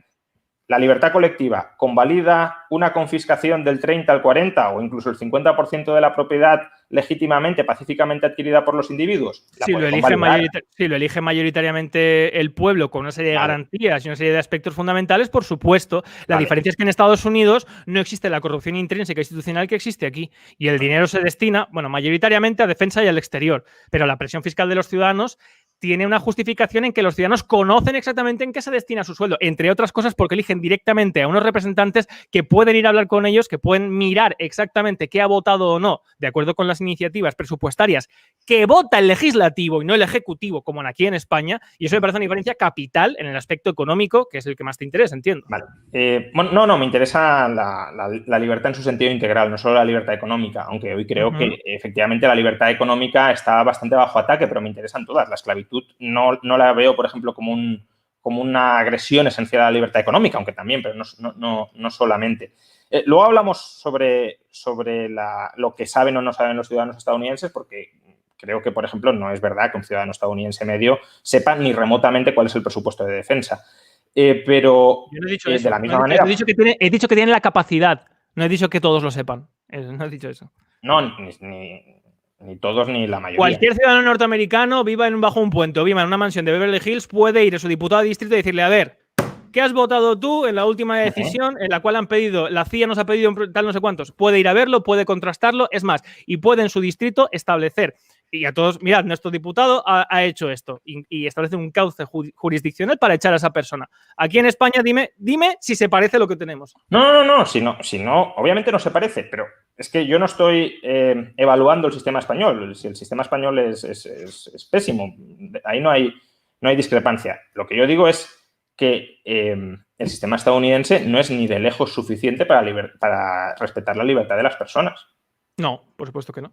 ¿Vale? Y entonces, ese sistema de libertad colectiva puede ser compatible, lo ha sido en el pasado, con la esclavitud y puede ser compatible en el presente con una confiscación gigantesca de la propiedad de los ciudadanos, aun cuando luego esos ciudadanos tengan la capacidad de remotamente fiscalizar a sus representantes. Y digo remotamente porque un voto entre tantos votos cuenta muy poco, pero tienen cierta capacidad de fiscalización. Ahora, en otros momentos, los esclavos ni siquiera tenían esa capacidad. ¿Por qué? Porque no se les consideraba sujetos políticos dentro de la comunidad política y, por tanto, estaban directamente sometidos y anulados en la totalidad de sus derechos. Y eso mismo, insisto, se podría reproducir en el futuro. Tú mismo has reconocido que puede pasar, que ojalá no pase y, de hecho, si nos adscribimos a ciertas tesis... Yo no he dicho eso, Juan Ramón, yo no he dicho eso. Me has dicho que no eres... He dicho que sin hacer la demagogia que tú haces, hoy en día... inconcebible, porque te digo que estás mezclando cosas, estás mezclando el sistema político con la moral actual y juzgándola desde el aspecto. No, es que claro, la democracia norteamericana que puede incluir la esclavitud, la puede incluir hace 300 años, Juan Ramón. Es que es poco serio eso. Y hoy potencialmente también. Quiero decir, si la moralidad mayoritaria cambiara, la podría volver a incluir. Sí, pues la moralidad no cambia de hoy para mañana. Hay una serie de circunstancias pero, a través de los siglos. Pero podría volver a cambiar en el futuro. Sí. Sí. Sí, lo que sucede es que es inviable porque, vamos a ver, ¿por qué es absurdo lo que planteas? Porque la libertad colectiva le da la capacidad de decidir y de acción a cada ciudadano, Juan Ramón. Si en esa capacidad de libertad y de decisión, evidentemente hay una parte mayoritaria de la ciudadanía que se puede ver perjudicada por sentirse esclavizada, no va a estar de acuerdo con establecer un principio que vaya en contra de sí mismo. Claro. Si mañana en España hubiera una democracia formal, que yo he dicho 50 millones de veces que no es el modelo de Estados Unidos porque Estados Unidos tiene deficiencias como el voto electoral, como el veto del presidente, etcétera, etcétera. Pero si existiera esa capacidad y de repente dice un diputado o el presidente propone a la Asamblea Nacional o al Congreso, depende de lo que hubiera. Vale, vamos a hacer una ley para suprimir la sanidad pública. Venga, y tú dices, ¿se podría dar que el realmente votara quitando la sanidad pública? Hombre, desde un punto de vista posible se podría dar. Ahora, es muy improbable que eso se diera, porque evidentemente va en contra de la mayoría de la ciudadanía, de los intereses de la mayoría de la ciudadanía. Y lo que tú estás estableciendo constantemente, que es al final lo que redunda es en lo que Jano acertadamente, pero de manera más honesta, establece que el pueblo es idiota y que puede establecer principios o puede tomar decisiones que vayan en su propio perjuicio. Por lo tanto, siempre es mejor que haya unos tecnócratas, unas personas que saben, que decida por el pueblo y lleve mejor para que, en fin y tal. Cuando eso sí que ha derivado históricamente en tiranías, en oligarquías, y lo que yo estoy estableciendo solamente ha derivado en que el pueblo tenga sujeto y evite la corrupción institucional. Ese es el kit de la cuestión. O sea, por distinguir, yo creo que el pueblo cuando vota, y de eso podemos debatir ahora en breve, sí está mal informado, lo creo, pero mi argumento no es ese. Tú has dicho, obviamente el pueblo mayoritariamente no va a votar esclavizar a la mayoría. No, a la mayoría probablemente no, pero a la minoría. ahí puede que el pueblo vote racionalmente y puede que el pueblo vote inteligentemente, informadamente. Es decir, no hace falta presuponer que sea idiota. Basta con presuponer que tenga una moralidad perversa, una moral perversa. Y eso puede pasar. Y la libertad colectiva no blinda frente a eso. Y es más, quienes defendéis la libertad colectiva, creo que lo que falta justamente es esa rama moral que diga, cuidado, la libertad colectiva no tiene derecho a todo. La libertad colectiva tiene límites. El pueblo soberanamente no puede hacer cualquier cosa vulnerando derechos individuales previos, porque si no, efectivamente, la libertad colectiva, no digo que lo vaya a hacer necesariamente, pero se puede transformar en una tiranía colectiva. Pero, Juan Ramón, primero, es que te repito, no hay precedentes de esa tesitura planteada en el siglo XIX en la historia. No hay ni un solo precedente. Y no hay ningún precedente porque la libertad colectiva instituye un principio fundamental, que es la libertad de los pueblos, que está desde Roma hasta hoy. Son las declaraciones de derechos que establecen la libertad del total y luego las libertades individuales son, es decir, si se establece una declaración de derechos como la de Estados Unidos, siempre va a ser inclusiva y a favor, no negativa y digamos que el día de mañana se va a transformar en una dictadura. Lo único que puede suceder, porque cuando la historia de la política es que de una democracia se vaya a una autocracia. ¿Cuándo? Cuando en una situación de muchísima tensión o de muchísimo peligro se nombra un caudillo para que ejecutar de manera... Así nació el Principado. Cuando de manera muy rápida necesitas que el Estado sea funcional. Eso se puede dar, pero vamos a ver, lo que instituye la libertad colectiva es la imposibilidad de que eso se dé sin la autorización expresa y tácita de todos los ciudadanos. Estoy hablando en el peor de los casos, en unas circunstancias muy concretas y que no hay que, digamos, considerar que es el ABC de un sistema político, sino que si no existen las herramientas para decidir, ya falta lo más elemental. Lo que yo estoy estableciendo es, no tenemos herramientas para decidir, vamos a poner herramientas para decidir. Y tú me estás diciendo, ya, pero es que esas herramientas para decidir pueden llevar a cometer atropellos a la mayoría. Pero es que te estoy introduciendo que desde... a la minoría, a cualquiera, puede introducir atropellos a la minoría.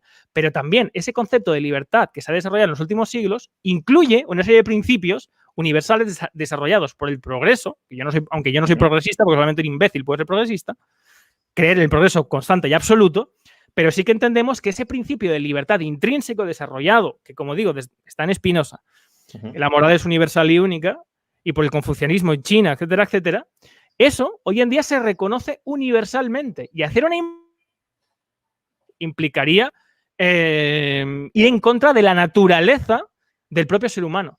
La libertad colectiva, una vez se instituye y garantiza los derechos individuales, es muy difícil que vaya a revertir.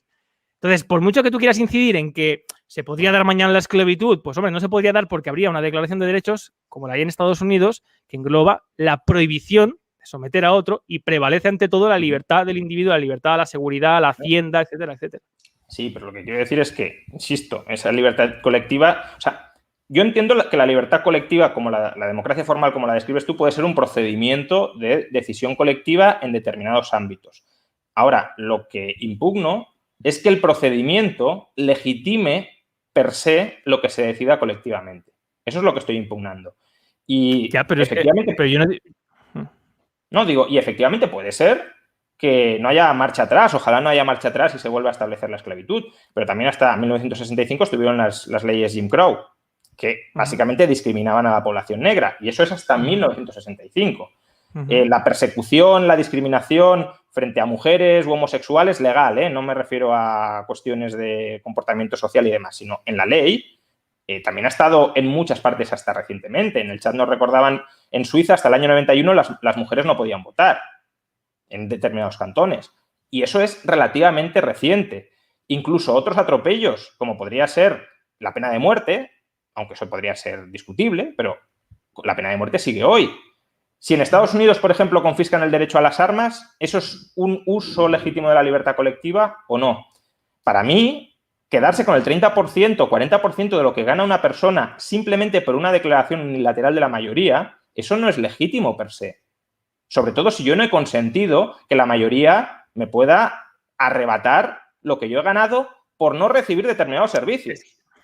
Sí. Es que estamos entrando en bucle y yo creo que ya ha sido bastante claro al respecto. Vamos a ver, tenemos una Constitución que establece las reglas de juego en la cual el pueblo puede decidir las leyes y puede decidir cómo se tienen que elegir a los representantes y qué circunstancias y qué límites tienen. Y segundo, hay una declaración de derechos que establece lo que de manera constante y a día de hoy entendemos que son aspectos intrínsecos que nos pertenecen por el hecho de ser humanos. Y eso existe en Estados Unidos, que existe en la Revolución Francesa y ha ido incluyendo de manera conforme se ha ido desarrollando la sociedad. Pero los principios, los fundamentos de la libertad no nacen ahí, son anteriores. O sea, son como decía Spinoza, son universales, porque se ven los mismos comportamientos en todas las culturas, en todas las civilizaciones a lo largo de la historia. De la historia, que una raza puede ser un animal, lo que sea, es que eso me parece que no tiene nada que ver incluso con el propio debate, porque aquí de lo que estamos estableciendo es, ¿hay capacidad de decidir? No. Yo estoy diciendo, creo que la capacidad de decidir da una garantía, no solamente es que sea más justa, sino que da una garantía de que si en algún momento se toma alguna decisión que pueda ser controvertida o que pueda afectar nuestros derechos fundamentales, lo decidan aquellas personas sobre las cuales va a afectar. Eso es lo que estoy diciendo.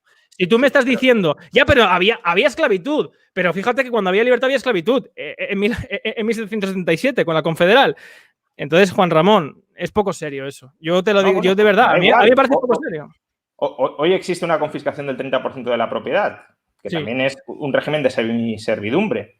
Entonces, lo que yo estoy diciendo es... Si lo elige el pueblo, si eso es lo que, si lo elige la mayoría, es que ¿yo qué prefieres? ¿Que lo elija la mayoría o que lo elija una persona? No, yo quiero que se respete la libertad pacíficamente adquirida de cada cual. Vale, pero ¿cómo lo propones eso? ¿Que venga Dios y lo haga él? No, ¿Cómo? Sí, me parece bien que haya que convencer a la mayoría. ¿Pero de qué hay que convencer a la mayoría? De que el respeto a los derechos individuales no es una concesión voluntaria que hagan ellos, sino que si no respetan los derechos individuales, están obrando injustamente. De la misma manera que tú dices que hay que convencer o hay que hacer ver a los ciudadanos que, primero, si la minoría se impone sobre la mayoría es algo injusto, lo cual uno podría decir, ¿por qué es injusto? No todas las teorías políticas son democráticas. Hay teorías políticas. Explícame un caso en el cual la minoría se imponga a la mayoría que sea aceptado por todo el mundo. Fuera de estados de necesidad o de guerra o de algún aspecto así. Pues el respeto a los derechos individuales. Yo creo que todo el mundo reconoce que la mayoría no puede vulnerar los derechos individuales por el hecho de querer ser mayoría. No, te he dicho que me pongas un caso en el cual esté justificado que la minoría actúe en contra de la mayoría fuera de aspectos de guerra, necesidad, por ejemplo, que una minoría diga, pues a partir de mañana vamos a hacer esto, es decir, sin ingerir en la libertad de la libertad. Claro, pues eso. Es decir, la mayoría no puede ingerir, no debe poder ingerir en la libertad, en el ámbito de libertades de la minoría. Y creo que ¿Ni al revés? ¿Mm? ¿Ni al revés? No, claro. Cada uno ha de respetar la libertad de otro. Si el liberalismo lo que establece es mi libertad termina donde empieza la tuya. Es decir, yo tengo mi esfera de libertad donde tú no te puedes entrometer, ni tú ni la mayoría. ¿A cambio de qué? A cambio de que yo también tengo que respetar tu libertad. Vale, la cuestión es, si nos mancomunamos mayoritariamente, ¿yo puedo interferir en tu libertad? ¿Sí o no? ¿Te puedo quitar tu propiedad? ¿Te puedo convertir en un estado de servidumbre? ¿Puedo cercenar tu libertad de expresión? ¿Te puedo ejecutar sin un juicio previo? ¿Todo eso sería justo o no sería justo? Sería radicalmente injusto por mucho que lo decida la mayoría. Mira, todo lo que acabas de decir es exactamente donde deberíamos, en vez de estar en bucle con la esclavitud y tal. Libertad y derecho son antítesis. Allí donde hay derecho no hay libertad, porque el derecho es una facultad que concede un tercero a alguien para que la pueda esgrimir. La diferencia entre los liberales y los revolucionarios de la libertad o los formaldemócratas es que a los liberales les importa solamente el ejercicio de los... aunque sea la convicción y la facultad... ¿A los liberales nos importa? La libertad individual, que se pueden ejercer las libertades individuales, aunque esas libertades individuales estén dadas y concedidas por un poder superior que tenga en cierto momento... Es que ahí está la diferencia entre el liberalismo, que es una ideología, que es una verdad parcial presentado como universal, y la libertad política, la libertad del poder. Porque una cosa se basa en las acciones del poder y otra cosa se basa en una teoría. Y la teoría no incluye el hecho de la constante de la historia de que el poder, cuando puede, ingiere. Cuando puede, coge. Y si puede mantener, se mantiene. Esos son los principios fundamentales que cualquier persona que haya estudiado historia visualiza. Entonces, la diferencia entre un liberal y un revolucionario de la libertad es que para el revolucionario de la libertad sabe, no piensa, sabe que la única manera de garantizar las libertades individuales es que no sea una concesión de un tercero por voluntad, que no venga de repente, como decía en sentido común Tom Paine, un buen monarca y luego su hijo puede ser un melón, un idiota, una persona que como el padre sí, súper basado en el honor de Montesquieu, un excelente monarca, pero luego el otro, como tiene la facultad, la potestas de revertir lo que hizo el otro, atropella los derechos individuales. En cambio, será mucho mejor que esas libertades individuales estén garantizadas por la decisión de la gran mayoría. Y tú me pones en la tesitura de pero es que esa mayoría también puede pisotear los derechos de una persona. Sí, puede pisotear los derechos de una persona. Si yo eso no te he dicho que no. Ahora bien, de acuerdo con las circunstancias y condicionantes de la sociedad, hay que examinar cómo y de qué manera. Y en cualquier caso, Juan Ramón, es mucho más difícil o mucho más complicado que una mayoría de ciudadanos tome esa decisión que la tome uno unilateralmente, de acuerdo con el concepto de soberanía que hemos establecido antes, para mantener o autoperpetuarse en el poder. Porque de lo primero que tú estás estableciendo no hay precedentes en la historia. Y de lo que yo estoy estableciendo sí los hay, de manera constante, consecuente en todos los regímenes políticos, desde Grecia hasta hoy, pasando por Alejandro Magno, Hitler y lo que quieras. O sea, yo creo que sí hay precedentes. Quiero decir, si uno estudia la historia de Estados Unidos, no después de la independencia, sino incluso la historia reciente, sí pueden contar muchísimos precedentes de vulneraciones de libertades individuales. Incluso podríamos plantear si las injerencias exteriores de Estados Unidos, los ataques militares de Estados Unidos a otras partes del mundo, si eso vulnera derechos individuales o no. Si masacra a la población civil, ¿es un ataque a sus derechos individuales o no? Pero eso sería otro debate. Sí, eso es otro debate que no tiene nada que ver, pero que bueno, que entiendo que en la línea en la que vas no, pero que no tiene que ver la política imperialista con las reglas de juego políticas del Estado norteamericano, Juan Ramón. No, pero también tiene que ver si la libertad colectiva estadounidense puede legitimar masacrar poblaciones extranjeras o no. O si esas poblaciones extranjeras tienen derechos frente a ellos. Sobre libertad y derechos, depende cómo definamos los términos. Yo la libertad la defino, y a lo mejor no te gusta el término, pero yo la defino y la entiendo como un derecho negativo. Es decir, un derecho a reclamarle a otro que no interfiera en tu vida, a cambio, obviamente, de que el otro también tenga ese derecho simétrico. En el caso de Estados Unidos, evidentemente, tú has dicho correctamente, un monarca te puede retirar la libertad que te concede y la mayoría te puede retirar o te puede limitar, te puede atacar la libertad que te reconoce y te concede. Y lo que yo digo es que el principio de libertad colectiva no es suficiente para garantizar la libertad individual, porque si esa libertad colectiva no va asociada a una, si lo quieres, moralidad liberal, una moralidad donde cada individuo reconozca que no es soberano en el ejercicio de esa libertad colectiva para pisotear determinadas áreas de la vida de otra persona, ese principio de libertad colectiva se queda cojo. Eso es lo que digo. No entro en si es más probable o menos probable que se tiranice o no un Estado con una democracia formal. Es que tú me dices, espérate, Juan Ramón, es que tú me dices, con la democracia formal se puede llegar a pisotear derechos. Sí. Vale. ¿Con qué sistema que no sea metafísico, que estoy leyendo por aquí? Porque el que diga que la democracia formal es metafísico será que la Constitución norteamericana es metafísica. ¿Con qué sistema no metafísico se puede garantizar de manera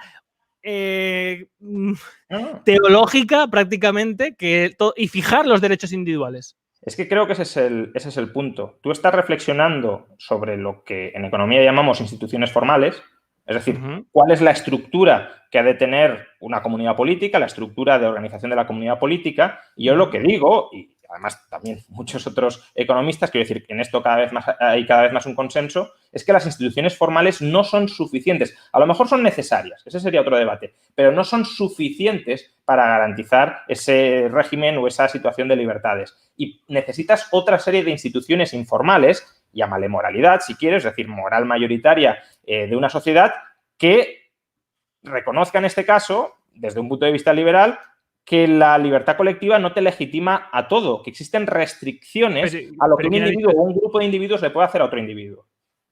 ¿Pero quién ha dicho eso? Yo es que yo no he dicho eso. Y en cualquier caso has dicho, podríamos establecer si esas limitaciones de estructuras, que es lo que... Por eso yo he empezado... A ver, yo he empezado el debate estableciendo de lo que tú no quieres hablar porque y sabiendo muy bien por qué. Y es sobre esos aspectos estructurales del poder. Tú has dicho, ¿podrían ser necesarias? Eso sí, otro debate. Vale.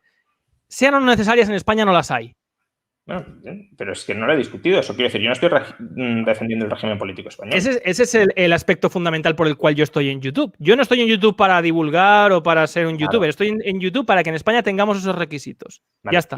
Y yo estoy en YouTube para que en España tengamos libertades. Y Vale, creo pero y otra cosa, yo no soy tan osado de definir de manera personal lo que es la libertad. Yo no he dicho una definición de lo que es para mí la libertad. La libertad, en toda la teoría filosófica, y bueno, pongo a Spinoza porque creo que es una autoridad reconocida universalmente. La libertad es la antítesis del derecho, en el sentido del que la libertad es aquello que uno puede y el derecho es aquello que uno concede. Por eso he establecido esa diferencia, ¿vale? Sí, por eso yo te puedo hablar de derecho a la libertad individual. Es decir, pero es que lo que tú estableces, lo que tú has definido es una facultad. La facultad es lo que uno concede. O sea, si tú tienes un límite, es que alguien pone ese límite y ese es un tercero que tiene que tutelar dónde están los límites. Y eso es un derecho, eso es una facultad. Por eso muchos liberales confunden Estado democrático con régimen de libertades, cuando son dos cosas distintas por completo. Son distintas, claro, justamente porque un régimen de libertades puede verse vulnerado por una democracia formal, como te estaba diciendo. Por eso son cosas distintas. Ojalá vayan de la mano, pero puede verse vulnerado. Y la cuestión es... por cierto, la definición de libertad tampoco es una definición mía. Quiero decir, es una definición que puedes encontrar en Nozick o puedes encontrar en toda la literatura libertaria, digámoslo así, o mayoritaria, o en la mayoría de esa literatura. Pero creo que el punto clave es ese, justamente. Es decir, si el procedimiento de la institución formal, de la democracia formal, legitima cualquier resultado o no. O si hay que acompañar ese procedimiento por una moral que imponga límites a lo que se puede hacer en ese procedimiento. Porque si damos... ¿Perdona? No, sigue. Porque si damos... Si lo que decimos es que cualquier cosa que se decida a través de ese procedimiento es potencialmente válida, dependiendo de cuál sea la moralidad predominante en sociedad, entonces potencialmente estamos legitimando cualquier cosa. Es que yo eso no lo he establecido porque creo que he repetido como 90 veces que la institución de una democracia formal va acompañada de un marco de derechos. Sí, pero ese marco ¿quién lo otorga? Me he quedado la otra vez. Me cago en la madre que... Sí, pero ese marco de derechos ¿quién lo otorga? La mayoría, el pueblo, la libertad colectiva. Pero entonces también lo puede revocar. Y la cuestión es si hay que decirle... O sea, si hay que persuadir a las personas con el argumento de que tenéis derecho, si lo queréis, a revocar ese marco, o hay que convencerles con el argumento de ese marco no lo podéis tocar ni siquiera dentro del procedimiento de libertad colectiva. Pero vamos a ver, Juan Ramón, es que las declaraciones de derechos, de hecho, son casi todas iguales porque no establecen aspectos a voluntad revocables, sino que reconocen una serie de facultades que, como he establecido también y explicado antes, se reconocen universalmente. Entre ellos, y de ahí nacen las libertades individuales. Ahora bien, las medidas de gobierno pueden hacer más acento, por ejemplo, en una mayor carga fiscal o tal, pero yo de todo eso ni hablo, porque ni siquiera se dan las circunstancias primigenias y básicas para que eso suceda, que es la capacidad de decisión del pueblo y de lo que tú has dicho que podríamos discutir, que es la razón por la cual creo que sería interesante más el debate si estableciéramos por qué es un requisito para también lo que tú quieres que en España haya separación de poderes y principio representativo, que no lo hay. Quizá lo sea, pero no sé de dónde sacas que determinados principios son reconocidos universalmente o automáticamente. Quiero decir, esclavitud sigue habiendo hoy en día en muchas partes del mundo y no se reconoce el derecho a la libertad personal. Confiscaciones de propiedad sin ningún tipo además de indemnización se siguen produciendo en muchas partes del mundo. Ataques a la libertad de prensa, a la libertad de expresión, vulneraciones de la libertad contractual se siguen produciendo en muchas partes del mundo. Entonces, creo que las declaraciones de derechos y libertades en general son conquistas que consiguen establecer en ocasiones por parte de minorías, porque no tienen por qué haber ido de la mano de las mayorías, determinados teóricos o revolucionarios liberales. Y podremos estar de acuerdo en si todos los derechos contenidos en esas declaraciones lo son o no. Y ese es el debate de la filosofía moral, si lo queremos. Pero, sí, pero decir... es que yo te he dicho que no quería. O sea, yo he entrado en tu juego durante gran parte del debate, ¿vale? He entrado ahí sobre el tema de la esclavitud y tal, cuando realmente me parece que es un punto de vista poco, bueno, pues poco pragmático y poco científico. Da igual, impuestos confiscatorios. Pero bueno, pero ahora te he establecido una cosa que me has vuelto a no responder. A ver, si consideras o por qué consideras que es un requisito que haya control del poder, control del Estado y la elección y destitución de la ciudadanía, de los representantes políticos, si la hay o no en España y si crees que sería mejor o más justo el sistema político si la hubiera. Que la haya o no en España, yo ahí os puedo comprar perfectamente la tesis. Yo no soy vendedor, ¿eh? No, bueno, puedo aceptar la tesis. Quiero decir, no. Creo que nunca he discutido especialmente eso o he entrado a debatir eso, porque yo no estoy en el debate sobre la configuración de las instituciones formales. Yo estoy en el debate. Ese es mi punto de partida. Claro. Pero lo que te quiero hacer ver es que, y tú me intentas hacer ver también, que tu punto de partida no es suficiente. Y a lo mejor el mío tampoco lo es. A lo mejor esas instituciones informales, sin la formalidad que tú defiendes, no lleva a un régimen de libertades. Pero lo que seguro, es mi tesis y de momento la mantengo porque no la he visto refutada, es que simplemente ese régimen de esas instituciones formales, esa democracia formal, sin unas instituciones informales, sin una moralidad compartida, mayoritaria, de respeto a los derechos individuales, no es en absoluto suficiente para llegar a un régimen de libertades. Bueno, claro, nunca será... Y Rayo, tienes razón, te doy toda la razón. Nunca será suficiente. ¿Sabes por qué nunca será suficiente? Porque el liberalismo, desde el punto de vista filosófico y como ideología, es imposible. Igual que lo es el comunismo, igual que lo es cualquier ideología.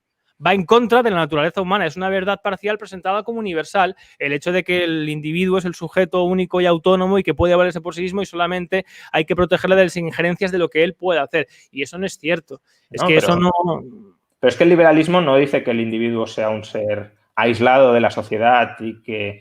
No he dicho aislado. Bueno, o un ser que se valga por sí mismo, etcétera. Lo que dice Tú has dicho antes que la soberanía, que el que debe ser soberano es el individuo, algo completamente... Sí. No, claro. Pero el individuo puede ser soberano y llegar a relaciones contractuales con otros.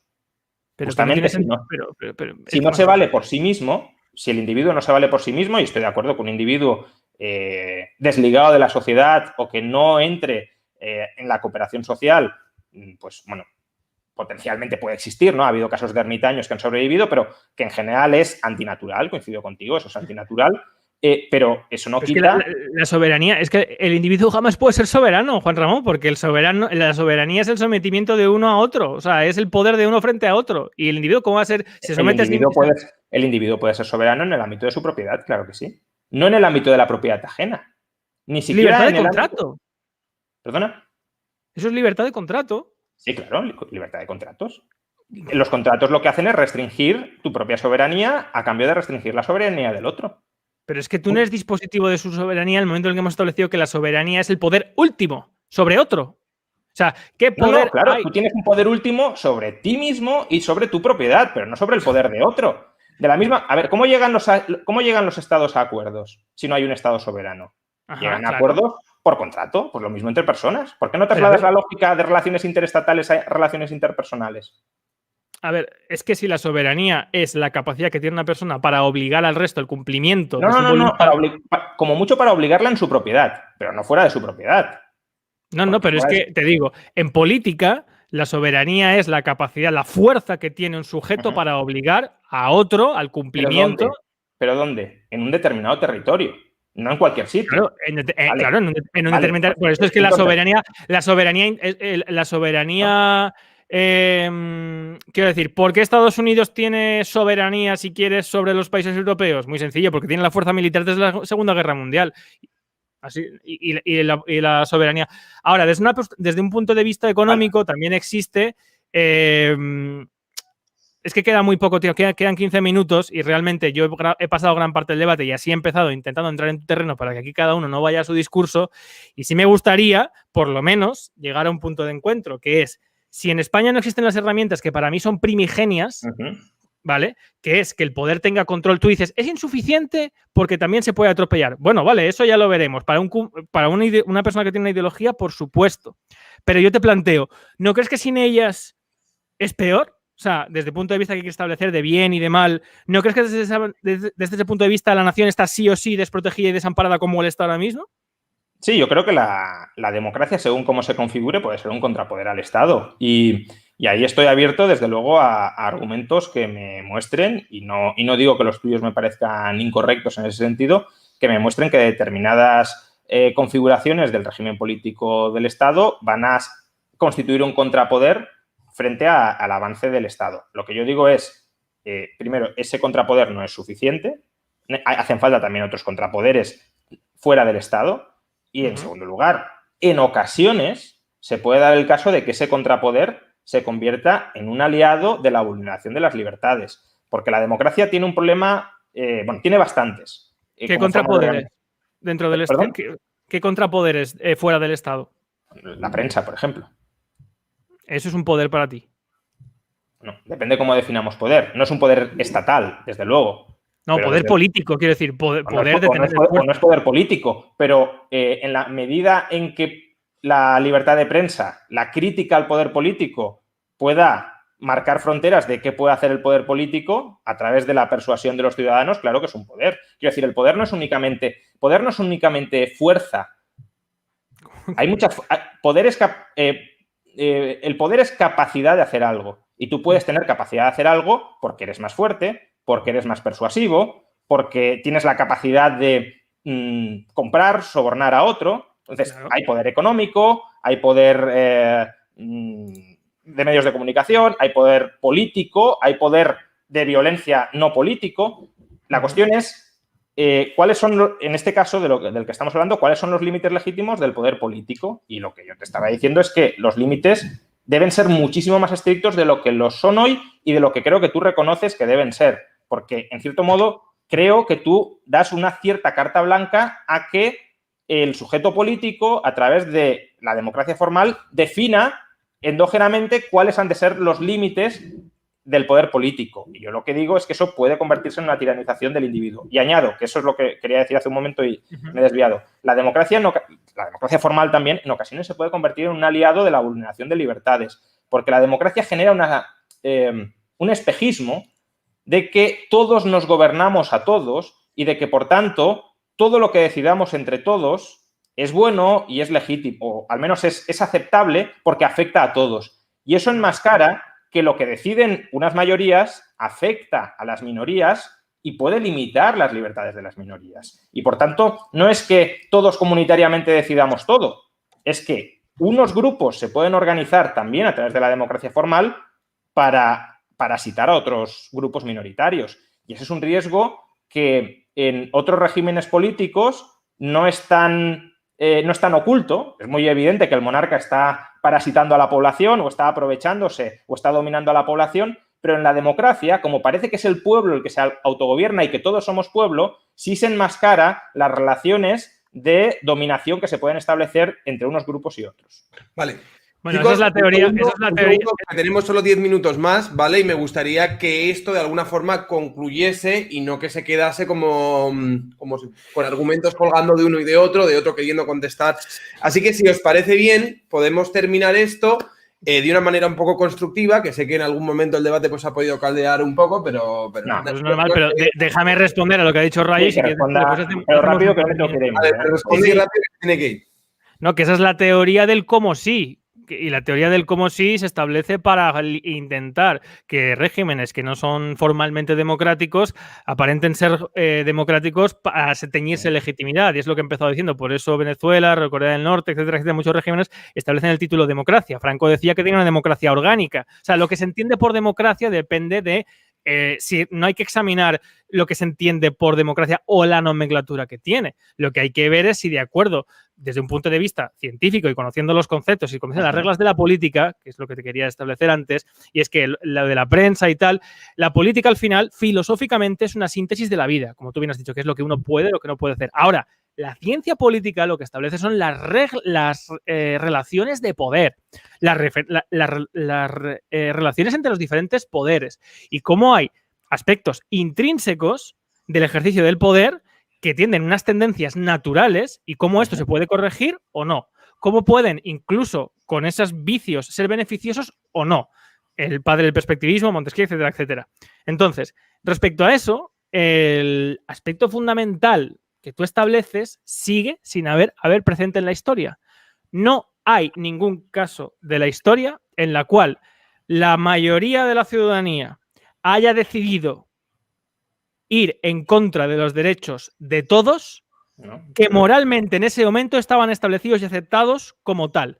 No hay ni un solo precedente en la historia. De minorías sí, y un montón. Bueno, sí, pero yo entiendo que si yo hablo con un progre, me diga que Estados Unidos no es tal por el imperialismo y Estados Unidos no es tal por la esclavitud. Pero con los que estoy hablando, que son reglas de poder y instrumentos para vehiculizar las ambiciones y las tendencias del poder, eso en España, Juan Ramón, no existe. Entiendo que para una persona que tiene ideología sea insuficiente, pero yo pido, si para vosotros es necesario en ese camino, pero no existe, primero vamos a establecer esos aspectos fundamentales, no sé, capitales, que no están, vamos a decir que no están, porque la gente piensa en España que sí que están, ¿vale? Es que todavía estamos así, y segundo, vamos a instituirlos.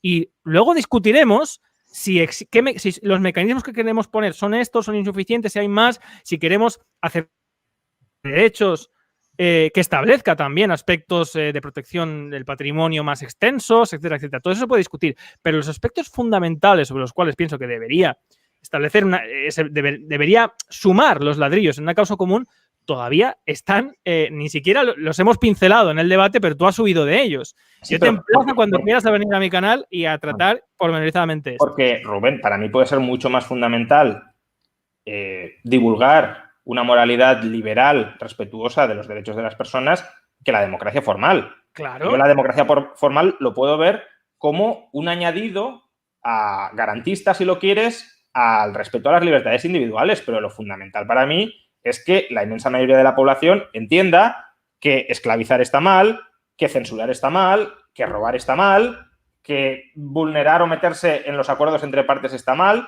y creo que eso, que se puede llegar a...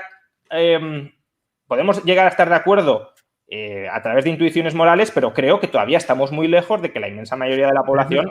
Esa es la gran diferencia, que yo no hago ideología. La ideología, como he dicho antes, es presentar una verdad parcial. Lo que tú acabas de hacer ahora, Juan Ramón Rayo, es perfecto porque dices, no ingerir entre el acuerdo entre las partes. ¿De acuerdo? Entonces no se puede ingerir entre el acuerdo de dos personas que contratan esclavos. La compraventa de esclavos eso no puede ingerir. Pero el esclavo tendrá algo que decir, ¿no? Estoy haciendo exactamente lo mismo que tú. No. Bueno, a ver, veo que volvemos al argumento de los que hemos estado dando vueltas en hombre, muy obvio, no puedes ingerir en el acuerdo entre las partes que te afecte a ti. Entonces, ese esclavo estás vulnerando su libertad, le estás negando la libertad de no contratar. Por tanto, vale, y si yo contrato con otra persona, algo que es que ahí está, digamos, el aspecto sustantivo y sustancial del derecho y de que la metodología es la única que puede garantizar el cumplimiento no de ciertos aspectos básicos. Juan Ramón, si tú estableces como máximos aspectos ideales, eso ya te lanzo yo, que por mucho que sea muy bien, es inalcanzable. Pero no quiero, como digo, si quieres, a mí me encantaría que vinieras al canal y habláramos largo y tendido sobre... No creo que sea inalcanzable. Quiero decir, la libertad religiosa hace 4 siglos era absolutamente impensable, la abolición de la esclavitud hace 2 siglos era absolutamente impensable y lo hemos logrado. Creo que hace falta más progreso moral, pero no creo que sea inalcanzable. Digo inalcanzable como la igualdad material para un comunista o que el individuo sea el único sujeto... En una comuna, un comunista puede alcanzar igualdad material dentro de una comuna. Y ha salido muy bien. A lo largo esa es su decisión. Esa es su decisión. Es que es antinatural eso, es el problema. Bueno, los Amish tienen igualdad material y viven desde hace décadas en ese régimen y viven bien, están felices. El liberalismo lo que permite justamente es esa libertad de asociación para configurar tu propia comunidad política de libre adscripción en la que rijan principios que tú has aceptado, no principios que te han impuesto por un soberano al que tú no has consentido. Pues justamente es lo que hacen los Amish, se someten a la voluntad de Dios y a un tercero que es el que vigila y tutela su actividad, en el que todos creen que es Dios.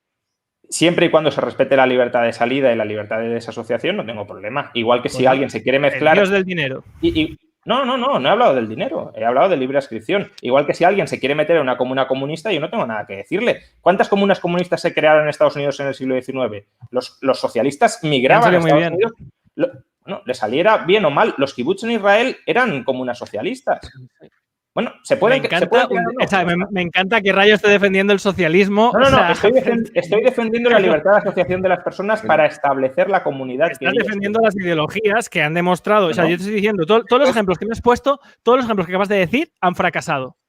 Todos. No. Pero es que todos los estados terminan derrumbándose. Eso no es un argumento. Eso no es un estado. O sea, Estados Unidos también terminará cayendo en algún momento. Hombre, nada claro, es eterno. Entonces, nada es eterno. Decir que la democracia formal ha fracasado porque en algún momento Estados Unidos termine cayendo.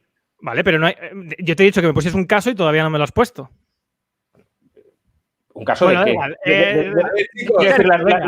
Las leyes Jim Crow en Estados Unidos son un caso de vulneración dentro de la democracia formal de las libertades individuales. Otra vez examinando la historia hace 50 años. Yo creo, esto ya lo habéis repetido antes, pero como Rayo te tienes que ir, os voy a dejar un minuto en el que no va a haber tiempo a la réplica, vale. Así que pensad que no vais a poder replicar al otro. Simplemente, gracias por haber venido los dos. ¿Quién quiere tener el primer minuto de oro para terminar y demás? ¿Rubén? Yo creo que... Rubén, estaría bien. No, que... Acabo de hablar yo ahora, que hable Rayo, y yo es que tampoco voy a. Yo no voy a extenderme. Estaría bien que en este minuto, más que decir o redundar en lo que ya lleváis proponiendo durante todo el debate, hagáis también un ejercicio de reflexión sobre lo que estaría defendiendo el otro. Que eso no voy a repetir, no voy a decir nada del debate realmente en mi no del debate, sino decir.